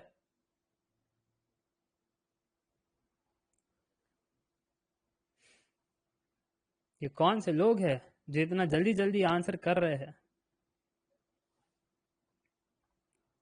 70 कैसे पता चला कि नेट 70 है? वेरी गुड यार, गलत आंसर है। कैसे पता चला इतना जल्दी? That 70 is the wrong answer. Yes, Shivam ने बिल्कुल सही पहचाना, 30 is also the wrong answer. ठीक है, और 72.9, ये कौन है 72.9? ये कौन है 80? निमे जी 80 गलत है, गौतम 70 गलत है, जिशन 72.9 that is the right answer. Yes, कितना मिल्क बचा? 72.9 लीटर का मिल्क बचा। बट सर कैसे बचा, ये कुछ समझ नहीं आया। स्टेप बाय स्टेप जाना था ना, तो सब समझ में आ जाता। मैं जाऊँ स्टेप बाय स्टेप, देखो कैसे समझ में आ रहा है। सबसे पहले हमारे पास एक कंटेनर, मैं तो चित्र बना करके सॉल्व करता हूँ, मेरे को फील ही नहीं आता तब तक, मैं चित्र बनाता हूँ। ओरिजिनली क्या दिया है हमारे पास? ओरिजिनली हमको एक कंटेनर दिया है, तो ये रहा कंटेनर। अच्छा, कंटेनर देने के बाद क्या किया है, वो कह रहे हैं कंटेनर में पहले तो पूरा का पूरा आपका मिल्क से भरा हुआ है, तो हमारा मिल्क कितना है? 100 लीटर का मिल्क है। वाह, 100 लीटर का मिल्क है। उसके बाद कह रहे हैं कि after every 10 minute 10 litre of the solution is taken out, और वो ले मतलब आउट कर दिया, उसके बाद में रिप्लेस भी कर रहा है। किससे रिप्लेस कर रहा है? वाटर से रिप्लेस कर रहा है। तो मैंने कहा चलो ठीक है, फिर अब आगे बढ़ते हैं। आगे बढ़ करके हम कहेंगे आफ्टर 10 मिनट्स क्या होगा सिनारियो। आफ्टर 10 मिनट्स सर वो जो काम करवा रहे थे वो आपको करना पड़ेगा। कौन सा काम करवा रहे थे? इस सोल्यूशन में से 10 लीटर बाहर निकालना है। तो मैंने 10 लीटर अगर बाहर निकाल दिया तो मेरे पास क्या बचेगा फिर? मेरे पास सर बचेगा कुछ ज्यादा नहीं, वो 100 लीटर में से 10 लीटर का सोल्यूशन बाहर निकला, यानी 10 लीटर मिल्क बाहर निकला। सो अब जो मिल्क बचा है दैट इज 100 माइनस 10, यानी 90 लीटर का मिल्क बचा हुआ है। और फिर बाकी का क्या, वो 10 लीटर बाहर निकाला उसका क्या? हाँ, तो कह रहे हैं ना कि 10 litre of the solution is taken out and is replaced with the water. तो 10 लीटर वाटर बाद में डाल दिया इन्होंने, तो अब यहाँ पर पानी भी आ गया 10 लीटर का। क्या बात सबको समझ में आ गई? तो बोलो यस। 10 लीटर सोल्यूशन बाहर निकालेंगे और फिर बाद में वो जो बचा हुआ 10 लीटर है ना, उसको फिर बाद में पानी से भर देंगे। तो ठीक है, अब पानी से आ गया ये। So milk 90 litre, water 10 litre. अब इसके बाद क्या हो रहा है? इसके बाद सर जी आफ्टर 10 मिनट्स वापस से यही काम कर रहा है। आफ्टर 10 मिनट्स यानी पहले 10 अभी 10, तो आप कहना चाहते हो आफ्टर 20 मिनट्स ना? हाँ सर जी, वही वही आफ्टर 20 मिनट्स ना। 10 मिनट के बाद तो वो कंटेनर चेंज हुआ, फिर से 10 मिनट के बाद कंटेनर चेंज होगा, यानी अब तक टोटल 20 मिनट हो गए। और अब कंटेनर कैसे चेंज होगा? ये सर जी कंटेनर है ना, अब 90 लीटर में से 10 लीटर बाहर निकालेंगे, है ना, तो मिल्क कितना हो गया अब? सर मिल्क हो गया 80 लीटर। और फिर वाटर से वापस रिप्लेस करेंगे ना, तो वाटर कितना हो गया? वाटर 20 लीटर हो गया। यही आपका गलत कंसेप्ट है। आप क्या मिल्क अलग से तैरता है क्या कंटेनर में? वाटर अलग से तैरता है क्या आप ऊपर से 10 लीटर मिल्क निकालोगे और फिर बाद में पानी से भर दोगे? क्या ऐसे अलग अलग तैरता है क्या आपका? कि सर ऐसे लेयर बनी हुई है कि इधर से है ना 10 लीटर मिल्क हम निकाल सकते हैं और फिर बाद में वापस पानी को भरते ऐसे तैरता है क्या आपका मिल्क? जो आप कह रहे हो कि 10 लीटर मिल्क में से हमने 90 लीटर मिल्क में से हमने 10 लीटर मिल्क निकाल दिया और 80 कह दिया, है ना, फिर बाद में 10 लीटर पानी से भर करके 20 लीटर पानी कह दिया। अरे जो भी आप निकालोगे ना उसके अंदर एक रेशियो होगा। 10 लीटर का सोल्यूशन निकालोगे ना उसके अंदर एक रेशियो रहेगी मिल्क इज टू वाटर की। क्या सबको बात समझ में आ रही है कि मिल्क का भी 10% निकाला गया, वाटर का भी 10% निकाला गया, तो इसलिए रेशियो में होगी वो चीज है कि अगर इस कंटेनर में अब मैं देखूं ना तो मिल्क इज टू वाटर का रेशियो है 9:1, हाँ कि ना? इस कंटेनर में मिल्क इज टू वाटर का रेशियो है 9:1। तो जब भी आप कुछ चीजें निकालोगे तो इस वाले प्रपोर्शन में ही निकलेगी, 9:1 के प्रपोर्शन में ही निकलेगी। ठीक है, बात यह है कि 10 लीटर निकालोगे तो वो पक्का है कि वो 10% ऑफ दी सोल्यूशन है ना, तो मिल्क का 10% निकलेगा, वाटर का 10% निकलेगा। पर ये जो गलत कंसेप्ट आपने किया ना कि मिल्क में से ही निकाला, वाटर में से कुछ नहीं निकाला, ये गलत कर दिया। क्या ये कंसेप्ट सबको समझ में आ गया? स्पेशल मिल्क है ऑयल वाला जो तैरता है इसलिए सभी ने आंसर कुछ 70-72 कह दिया था ना। अब मैं समझ रहा हूँ कि आपने ऐसे ही किया होगा, फिर बाद में वापस से मिल्क को निकाला होगा, 10 लीटर पानी भर दिया होगा, इसलिए 70 है आंसर। 70 है सर जी, 30 मिनट के बाद 70 मिल्क दिखाई दे रहा वो गलत है। तो ये कंसेप्ट तो आपका क्लियर हो गया। बट अब कंसेप्ट ये है सर, अगर मिल्क इज टू वाटर का रेशियो 9:1 है तो कितना मिल्क बाहर निकला था? अगर कोई 10 लीटर का सोल्यूशन इस कंटेनर से बाहर निकाल रहा है तो कितना मिल्क और कितना वाटर बाहर निकला था? ये कैसे हम बताए? कोई बता सकता है मेरे को? How do I proceed? नहीं बता सकते? मैं बताऊं फिर? टोटल सोल्यूशन आप कितना बाहर निकाल रहे हो? टोटल सोल्यूशन आप 10 लीटर बाहर निकाल रहे हो। मिल्क इज टू वाटर का रेशियो कितना है? 9:1। तो मिल्क का कितना हुआ? मिल्क हुआ 9 के, वाटर कितना हुआ? अच्छा, ये मिल्क 9 के, वाटर 1 के से अच्छा तो आपको तो पता ही है कि अगर मुझे कोई टोटल दे दे और कोई मुझे रेशियो दे दे तो मेरा तो काम बन ही जाता है, टोटल रेशियो कॉन्सेप्ट वाला। हाँ, अरे मेरा काम बनता है कि नहीं? कोई मुझसे पूछेगा कि मिल्क कितना हुआ, फिर वाटर कितना हुआ, बताओ। आप तो परम ज्ञानी हो यार, आप तो सब कुछ बता सकते हो। एक बार कमेंट करके बता देना, can you find from this given data how much milk was removed, how much water was removed? हाँ सर, हम कह सकते हैं that milk is equal to सामने वाला player divide by 9+1 into total 10 litre. So अब कितना हुआ यहाँ पर? सर यहाँ पर 9 लीटर मिल्क बाहर निकला और वाटर कितना बाहर निकला? सर वाटर वो तो टोटल माइनस मिल्क है ना, वो टोटल हमारा 10 लीटर का सोल्यूशन, मिल्क आपका 9 लीटर बाहर निकल चुका है, तो वाटर कितना बचा? 1 लीटर। तो इतना वाटर निकला था। क्लियर हो गई बात? अगर ये बात क्लियर हो गई तो अब अगर आप ध्यान से देखो, मैं आपसे पूछ रहा था कि जब कंटेनर में ये कहानी थी, कंटेनर में हमारे पास ये कहानी थी, तो अब हुआ क्या होगा? हुआ ये होगा कि सर किसी ने अगर 10 लीटर का सोल्यूशन बाहर निकाला ना, 10 लीटर इज आउट, तो वो 10 लीटर आउट लेता है, प्लस वो 10 लीटर पानी भी तो डालता है, 10 लीटर वाटर भी तो इंक्लूड करता है ना, हाँ कि ना? 10 लीटर सोल्यूशन निकालता है बाहर, बट बाद में 10 लीटर पानी भी तो मिला करके बाद में कंटेनर को फिल कर देता है। तो अब कंटेनर कैसे फिल हुआ होगा? सर जब उसने 10 लीटर सोल्यूशन बाहर निकाला तो इसका मतलब उसने 9 लीटर मिल्क बाहर निकाला, 1 लीटर वाटर बाहर निकाला, और फिर अगर वो 10 लीटर पानी वापस ऐड करता है तो मुझे कहना पड़ेगा दैट कि 10 लीटर पानी ऐड कर रहा है, तो अब टोटल वाटर कितना हुआ? एक तो 1 लीटर था प्लस 10 लीटर और ऐड कर दिया, अब 11 लीटर पानी हो गया।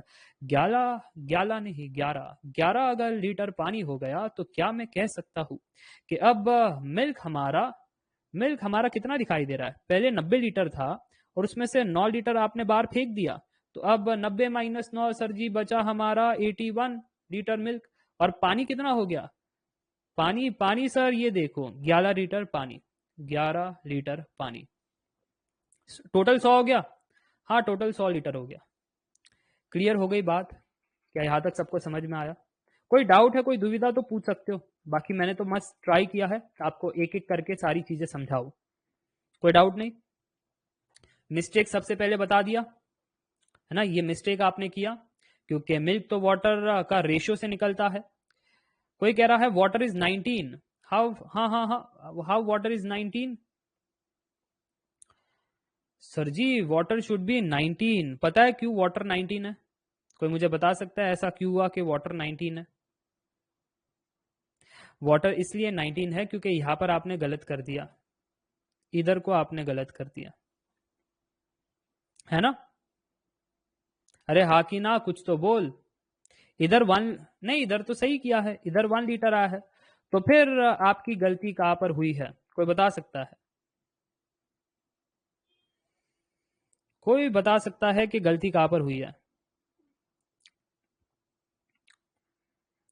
81 लीटर हमारा मिल्क था, 81 लीटर हमारा मिल्क था, 19 लीटर वाटर था। हाँ ये बात समझ में आती है। पता है क्यों? अरे पता है क्यों? क्योंकि ये माइनस करना था, ये माइनस करना था, 19 नहीं है, ये 1 लीटर माइनस करना था क्योंकि ये सोल्यूशन बाहर निकाला गया, हमने गलती से ऐड कर दिया। माय बैड, हमने गलती से ऐड कर दिया। क्या आपने नोट किया? ये सारा आउटवर्ड है, आउट, ये सारा आउट है, आउट है, तो इसको ऐड थोड़ी ना करना है। आपको 10 लीटर इन था बट ये 1 लीटर आउट था, 10 लीटर इन था क्योंकि आप मिलाते हो पानी, 1 लीटर आउट था, तो अब टोटल आपका 9 लीटर हो गया, तो इधर 9 लीटर आना चाहिए, अब जाकर के 100 लीटर होगा। अब क्लियर हो गया तो बताना यस।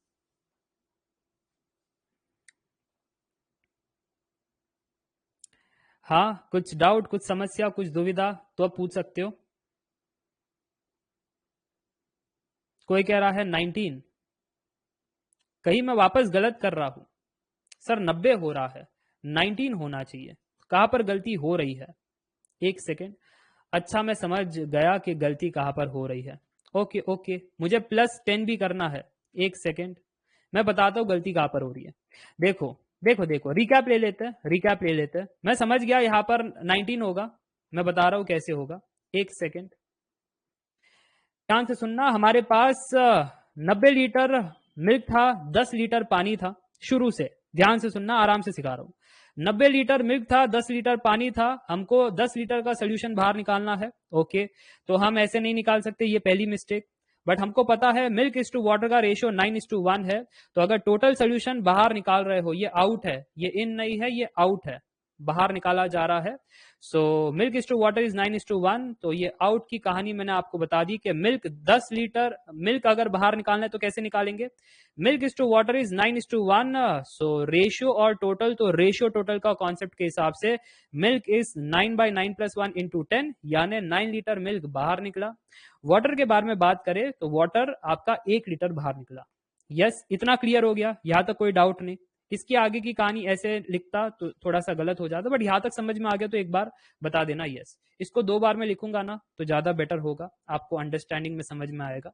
कि अगर आप यहां पर ध्यान से देखो तो पहले 10 लीटर पानी था, 1 लीटर आपने आउट किया तो अभी 9 लीटर पानी है। क्लियर, इधर कोई डाउट नहीं। अभी 10 लीटर सोल्यूशन आउट है तो बेसिकली 90 लीटर मिल्क में से आपका 9 लीटर मिल्क आउट हो गया तो 81 लीटर मिल्क बच गया। 10 लीटर पानी में से 1 लीटर पानी आउट हो गया तो 9 लीटर पानी बच गया। अब कोई डाउट है क्या किसी को? अगर कोई डाउट नहीं है तो फिर स्टेटमेंट को ध्यान से सुनना कि जब 10 लीटर सोल्यूशन बाहर निकालते हैं ना, and is replaced with water, so and if replaced with water तो रिमेनिंग चीज पानी से भर देते हैं। तो 10 लीटर अब पानी से भर दिया है। सो प्लस, सही चल नहीं रहा है ये पेन, हो क्या रहा है। अब यहां पर मैं कहूंगा कि प्लस 10 लीटर पानी से भर दिया है। तो अब हमारा कंटेनर जो होगा दैट वुड बी, मिल्क तो है 81 लीटर बट जो पानी है वो है 19 लीटर। ये था वो मिसिंग स्टेप। अब कोई doubt? Clear. So after 20 minute की कहानी हो गई, आफ्टर 20 मिनट की कहानी हो गई। बट आफ्टर 30 मिनट की कहानी इनको चाहिए थी। अब ये कंटेनर है, अब आप जानना चाहते हो कि आफ्टर 30 मिनट क्या होगा। आफ्टर 30 मिनट क्या होगा, सिंपल सी चीज होगी, ध्यान से सुनिएगा कि हमारे पास है ये मिल्क तो ऑलरेडी है ही है। तो मैं लिख देता हूं, यहां पर 2 बातें पता चल रही है। एक तो आप 10 लीटर सोल्यूशन आउट कर रहे हो, 10 लीटर सोल्यूशन आउट कर रहे हो, और यहां पर मिल्क इज टू वाटर का रेशियो कितना है, 81:19, यही है मिल्क इज टू वाटर का रेशियो। सो अगर मिल्क इज टू वाटर का रेशियो है 81:19 तो कोई बता सकता है कितना मिल्क बाहर निकला था। सर रेशियो टोटल का कॉन्सेप्ट, कोई हमको टोटल दिया है 10 लीटर, मिल्क का कितना बाहर निकला था, तो 81 डिवाइड बाय 81 + 19 × 10 लीटर, कोई बता सकता है? यस, 88.1 लीटर ये मिल्क बाहर निकला था। अच्छा, पानी कितना बाहर निकला था? सर वो 10 लीटर माइनस 8.1 करोगे ना तब भी आंसर आ जाता है, तो 1.9 लीटर पानी बाहर निकला था। ओके, तो इस कहानी के हिसाब से कि अगर मैं ये पूछूं आपसे कि मेरा प्रीवियस कंटेनर ऐसा था, आफ्टर 30 मिनट्स हुआ क्या, मैंने 10 लीटर सोल्यूशन आउट किया, तो उस केस में हमारा अब जो कंटेनर है उसमें मिल्क और वाटर कितना बचा। पहले मिल्क 81 था, जब 10 लीटर सोल्यूशन बाहर निकाला तो 8.1 लीटर मिल्क को बाहर निकाला, तो फिर अब मिल्क बचा है 72.9 लीटर। क्या कहानी सबको समझ में आ गई? 81 माइनस 8.1 लीटर मिल्क आपने बाहर निकाला था, तो यहां पर यस, यहां पर आंसर आ रहा है 72.9। और सिमिलरली अगर आपने ध्यान से देखा कि पहले 19 लीटर वाटर था, उसमें से आपने 1.9 लीटर वाटर बाहर निकाला, तो फिर कितना वाटर बचा? अब 19 में से 1.9 बाहर निकाला तो कितना वाटर बचा? अरे 19 में से 1.9, 17.1। यस, बट क्या इनको ऐड करके 100 हुआ? नहीं, इनको ऐड करके 100 नहीं हुआ। क्यों? क्योंकि वो कह रहे हैं कि जब आप 10 लीटर सोल्यूशन बाहर निकालोगे तो वापस से पानी से रिप्लेस करोगे, तो 10 लीटर पानी से रिप्लेस करना है, तो जब वापस से 10 लीटर पानी ऐड करोगे तो फिर आपका कंटेनर अब बन जाएगा, मिल्क हमारा 72.9 लीटर, वाटर हमारा 27.1 लीटर। अब आपका हो गया 100 लीटर। तो अब कितना मिल्क बचा है वही पूछ रहे थे, तो 72.9 लीटर मिल्क बचा है, ये था आपका आंसर। क्या सभी को समझ में आया कि ये सोल्यूशन कैसे आया? अंडरस्टूड? अगर अंडरस्टूड तो ऐसे नहीं करना था ना, इतना मैं आपको एक्सप्लेन कर रहा था कि कैसे कैसे हो रहा है, ये अंडरस्टैंडिंग वाला पार्ट था, मैंने तो ऐसे नहीं किया। ज्यादा चोर नहीं है ये लोग।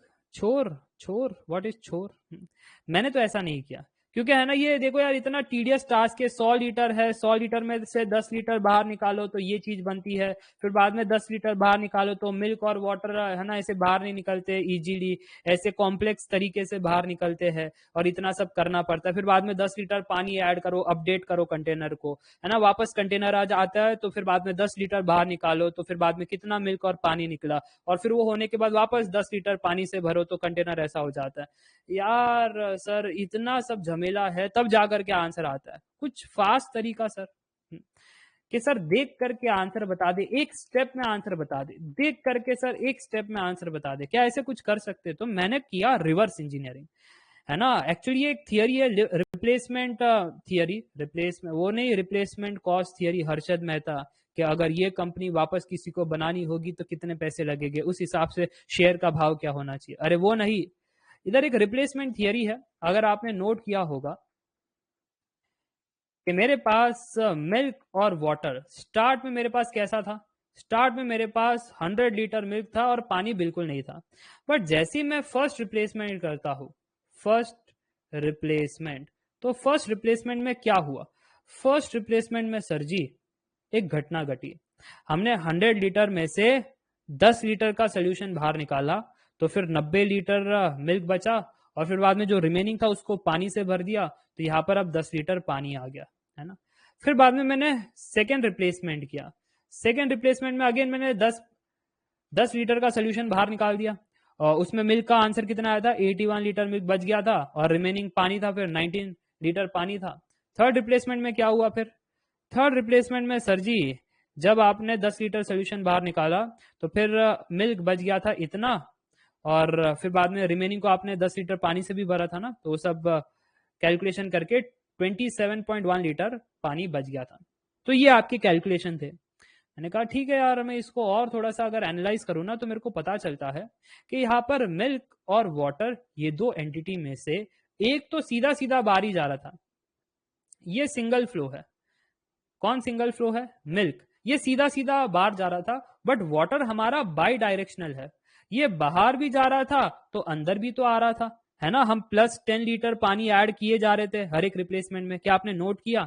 ये बाई डायरेक्शनल था कि बाहर तो जा रहा था, जब सोल्यूशन को आउट करते हैं तो 10 लीटर आउट में कुछ मिल्क बाहर जाता है, कुछ कुछ पानी बाहर जाता है, बट इधर पानी वापस से अंदर भी तो आ रहा था, तो ये बाई डायरेक्शनल था पानी। मिल्क हमारा सिंगल, वो सिर्फ बाहर जा रहा था, आउट फ्लोइंग, तो इसको मैं लिखता हूं आउट फ्लोइंग, है ना। और मिल्क हमारा आउट एंड इन दोनों हो रहा था, तो बाई डायरेक्शनल। एक तो ये ऑब्जर्वेशन बनी। दूसरा ऑब्जर्वेशन ये बना कि 100 लीटर में से हम 10 लीटर बाहर निकाल रहे थे, तो कितना परसेंट बाहर निकाल रहे थे हर बार? कंटेनर में 100 लीटर का सोल्यूशन होता था, हर बार हम 10 लीटर बाहर निकाल रहे थे, तो परसेंटेज बाहर कितना हो रहा था? 10% सोल्यूशन का हम बाहर निकाल रहे थे। ओके, 10% हम सोल्यूशन का बाहर निकाल रहे थे। बाहर कौन जा रहा था? सिंगल फ्लो, वो पता चल गया। 10% बाहर निकाल रहे थे टोटल सोल्यूशन, वो पता चल गया। अब कोई कह रहा है अब तक तो मैंने समझाया नहीं रिप्लेसमेंट कॉस्ट थियरी, है ना हर्षद मेहता की, अब तक तो मैं प्लेयर्स ही बता रहा हूं कि मिल्क का काम क्या है, वाटर का काम क्या है ना। ये अब तक हुआ क्या हमारे साथ, वही बता रहा हूं। ये कह रहे हैं कि रामायण की शुरुआत कर दी, बट सीता और रावण के बीच में हुआ क्या, है ना, और रावण का सर नाश कैसे हुआ, वो कुछ समझ नहीं आया। अरे अब तक तो मैंने प्लेयर इंट्रोड्यूस किया, ये सीता, ये राम, ये लक्ष्मण, तो इंट्रोड्यूस किया, रावण का नाश कैसे हुआ, कुछ समझ नहीं आया। वर्मा जी कहते ये वही लोग है, मेरा एक तो फ्लो बिगाड़ देते, फिर कहते हैं सर जी ऊपर नीचे हो गया है। मैं फ्लो में रहता हूँ, फ्लो काट देते हो ना, फिर ऊपर नीचे चीजें हो जाती है। तो फ्लो काटा मत करो, है ना, नहीं तो हम आपको काट देंगे कमेंट सेक्शन से, ठीक है जी। तो नोट कीजिएगा यहाँ पर, मैं आपसे कह रहा था कि 100 लीटर में से 10 लीटर बाहर निकालते तो 10% हमेशा हम आउट करते हैं। तो ये चीज मुझे पता चली, तो मैंने नोट किया। एक सेकेंड यार, क्या आपने भी नोट किया कि जो मेरा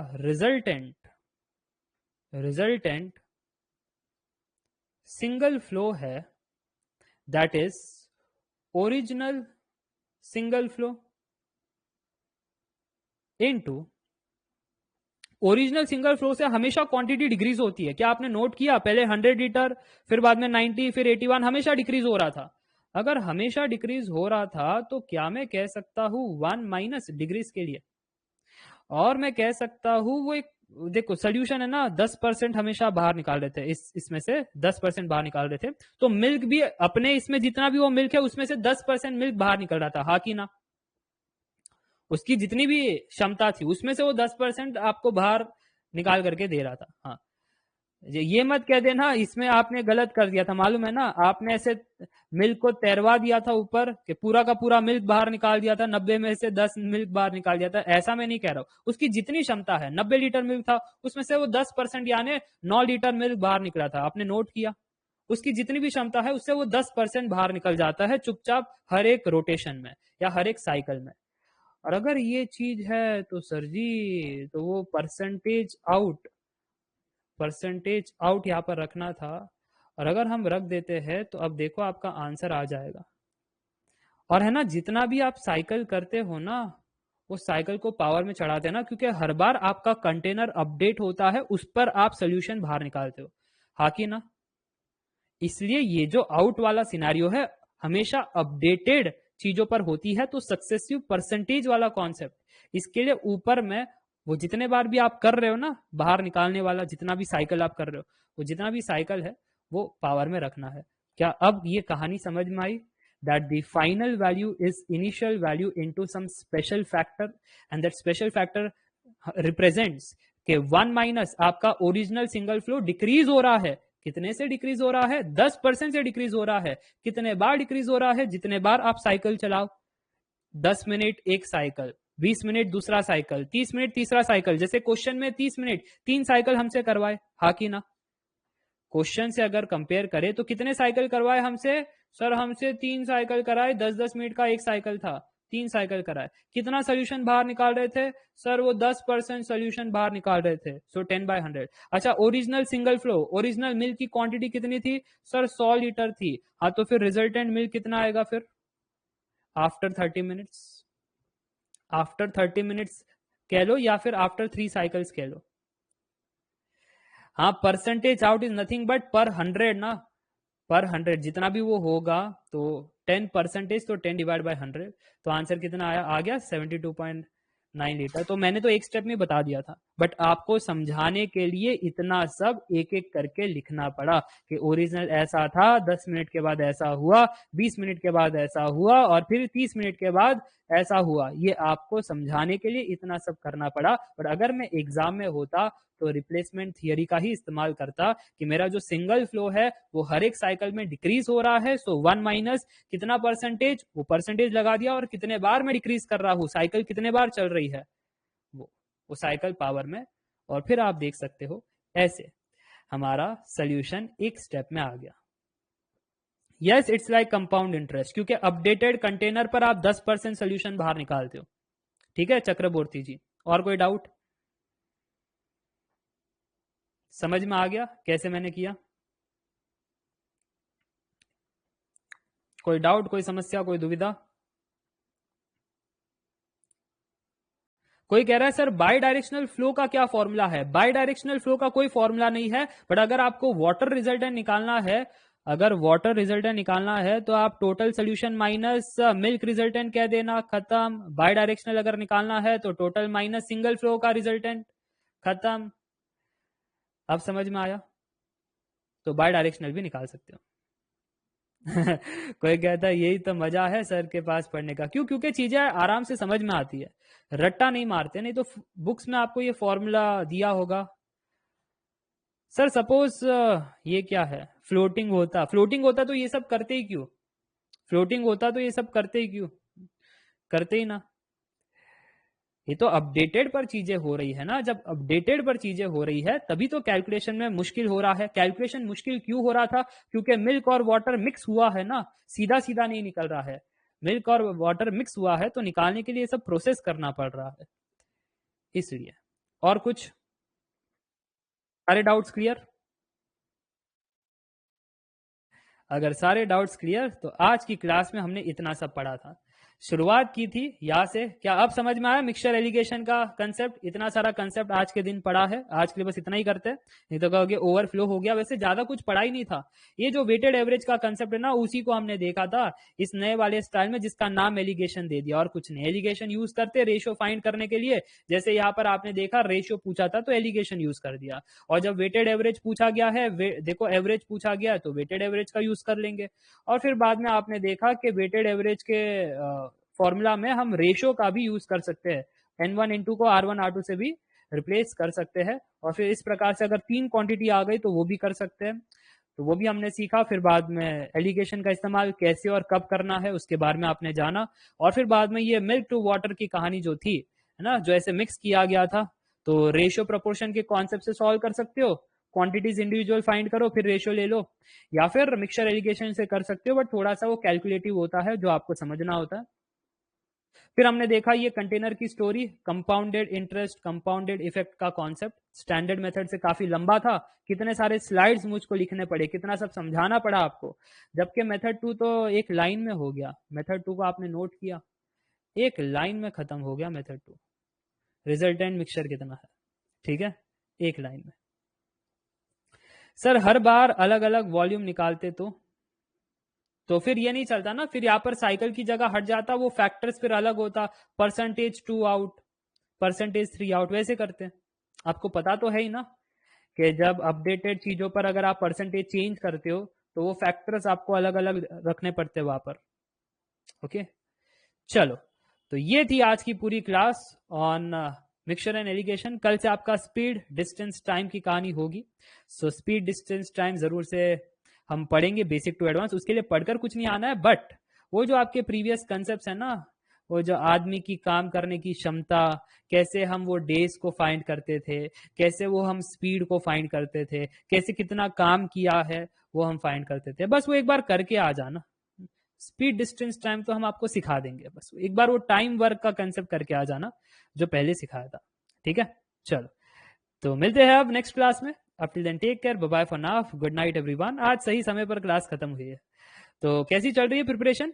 एप्टीट्यूड में कॉन्फिडेंस आ रहा है डेली? क्या डेली एप्टीट्यूड में कॉन्फिडेंस आ रहा है? और बहुत सारे स्टूडेंट पूछ रहे थे सर एप्टीट्यूड का प्रैक्टिस कोर्स कब लॉन्च हो रहा है, वो आपने कहा था ना 300+ क्वेश्चन और वो सब, तो वो दिसंबर या जनवरी में हम लॉन्च कर देंगे। दिसंबर में लॉन्च कर देंगे, दिसंबर 10 से या 15 से कुछ लॉन्च कर देंगे, ठीक है। सो डेली मेहनत करेंगे, 90 मिनट या 2 घंटा करेंगे प्रैक्टिस, जैसे आप कहो। 90 मिनट काफी होता है क्लास का। 15 इज माई बर्थडे, सुमाया जी 15 दिसंबर आपका बर्थडे है, तो मैं सेम पिंच तो नहीं करूंगा ठीक है, हमारा भी 15 दिसंबर को ही बर्थडे है। कोई कह रहा है प्राइस यही होगा, हाँ वो सब्सक्रिप्शन ले सकते हो, मैंने 999 का सब्सक्रिप्शन रखा ही है, तो अगर आप 999 का सब्सक्रिप्शन ले लेते हो तो उसके अंदर आपको प्रैक्टिस कोर्स ऑन एप्टीट्यूड भी मिल जाएगा। उसके बाद आपको जो डिफरेंशियल इक्वेशन का प्रैक्टिस कोर्स है, complex variable, vector calculus, transform theory, numerical method, इनके प्रैक्टिस कोर्स भी मिल जाएंगे और इनके कंसेप्ट कोर्स भी मिल जाएंगे, complex variable, vector calculus, transform theory, numerical method. तो इतने सारे कोर्स हैं जो आपको 999 में मिल सकता है। नहीं तो अगर आपको इंडिविजुअल परचेज करके देखना है तो इंडिविजुअल भी कर सकते हो, कोई दिक्कत वाली बात नहीं है। इसमें डिस्काउंट अच्छा मिल जाता है अराउंड, क्योंकि आप एप्टीट्यूड का ये कोर्स कर चुके हो ना, तो अराउंड आपको मान करके चलना 400 रुपीज का डिस्काउंट मिल जाएगा। Still you gate 400 rupees discount. और अगर आपके दोस्त ने किसने एप्टीट्यूड परचेस नहीं किया है तो उसको अराउंड 600 to 700 का डिस्काउंट मिल जाएगा, ठीक है।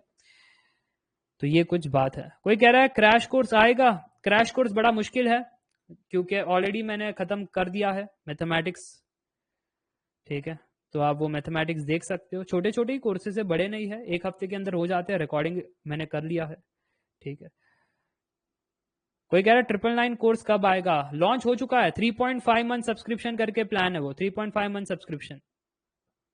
तो अगर आप वो परचेज करते हो तो 999 में जितने भी नवंबर, दिसंबर, जनवरी, फरवरी में कोर्सेस होंगे वो आपको मिल जाएगा। अगर रिवीजन कोर्स भी निकालता हूं मैं, फरवरी में रिवीजन कर लेते हैं, ठीक है, तो वो भी आपको मिल जाएगा उस 3.5 मंथ सब्सक्रिप्शन में, तो अलग से पैसे पे करने की जरूरत ना होगी।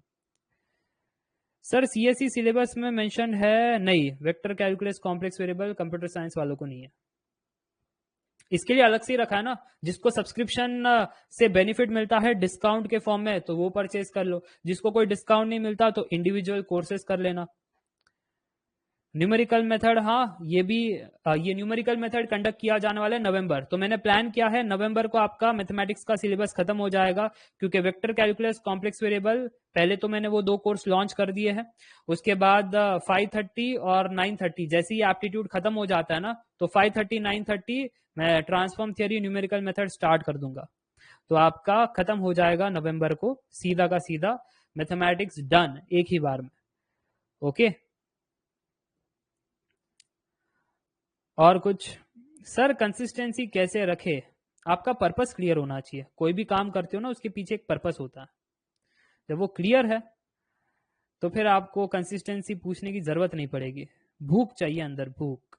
Sir so should CSC people, नहीं, no need CSC people to enroll in this 3.5 month subscription, क्योंकि आपको बेनिफिट नहीं है, इतनी सारी चीजें आपको है ही नहीं।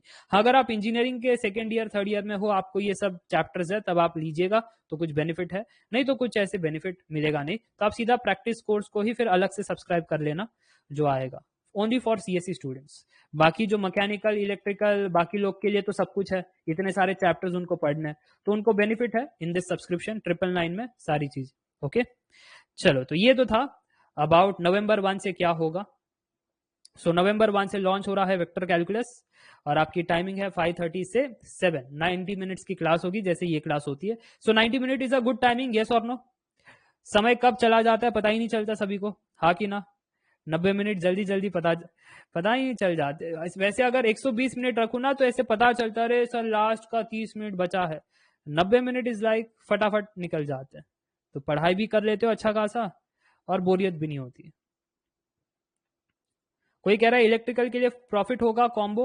इलेक्ट्रिकल के लिए भी होगा, बट न्यूमेरिकल मेथड आपको है नहीं ना, तो 2 चीजें आपकी एलिमिनेट हो जाएगी न्यूमेरिकल मेथड वाली। एक बार चेक कर लेना, आपके सिलेबस में नहीं है ना न्यूमेरिकल मेथड, तो भी 200 अगर एलिमिनेट हो जाता है, still you get a 200 rupees discount. Check कर लेना आपकी ओर से, इंडिविजुअल कोर्सेज के मैंने प्राइस वहां पर रखे हैं। So you check that if you get the discount. PDF मैंने शेयर किया है आज, और आपको कोर्स के अंदर भी मिल जाएगा पीडीएफ। ट्रांसफॉर्म थियरी के अंदर Laplace transform and Fourier series है, जो इलेक्ट्रिकल एंड इलेक्ट्रॉनिक्स को है इन सिग्नल एंड सिस्टम। तो मैं तो वो कंपेयर करके ही पढ़ाऊंगा, सिग्नल सिस्टम और इंजीनियरिंग मैथमेटिक्स, ठीक है? तो फिर आपको बेनिफिट तो मिलेगा। कोई कह रहे हैं सर सिविल के लिए ये कॉम्बो चलेगा? वो आपको देखना पड़ेगा ना, मैंने आपको पीडीएफ शेयर किया है, आपको कितना बेनिफिट मिलता है, तो वो कॉम्बो आप परचेस करना है तो कर सकते हो, नहीं तो फिर आप इंडिविजुअल में जा सकते हो, वो है ऑप्शन। इंडिविजुअल थोड़ा सा महंगा हो जाता है, डिस्काउंट नहीं मिलता बस। तो डिस्काउंट चाहिए तो ये वाला 3.5 मंथ सब्सक्रिप्शन ले लेना।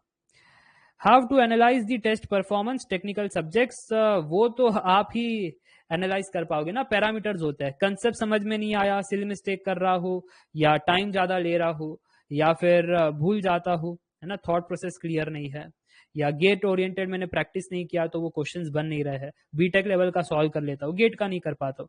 फैक्टर्स आइडेंटिफाई करो, फिर उस पर काम काज करना स्टार्ट करो। कोई कह रहा है 8+ is good, yes, test series में अगर 8+ आ रहा है, you are doing good, I will say very good. But जो 9 और 10 ला रहे हैं, दैट इज एक्सीलेंट, है ना। 10 is excellent, 9 is still room for improvement. चलो, so good night everyone, bye bye, take care.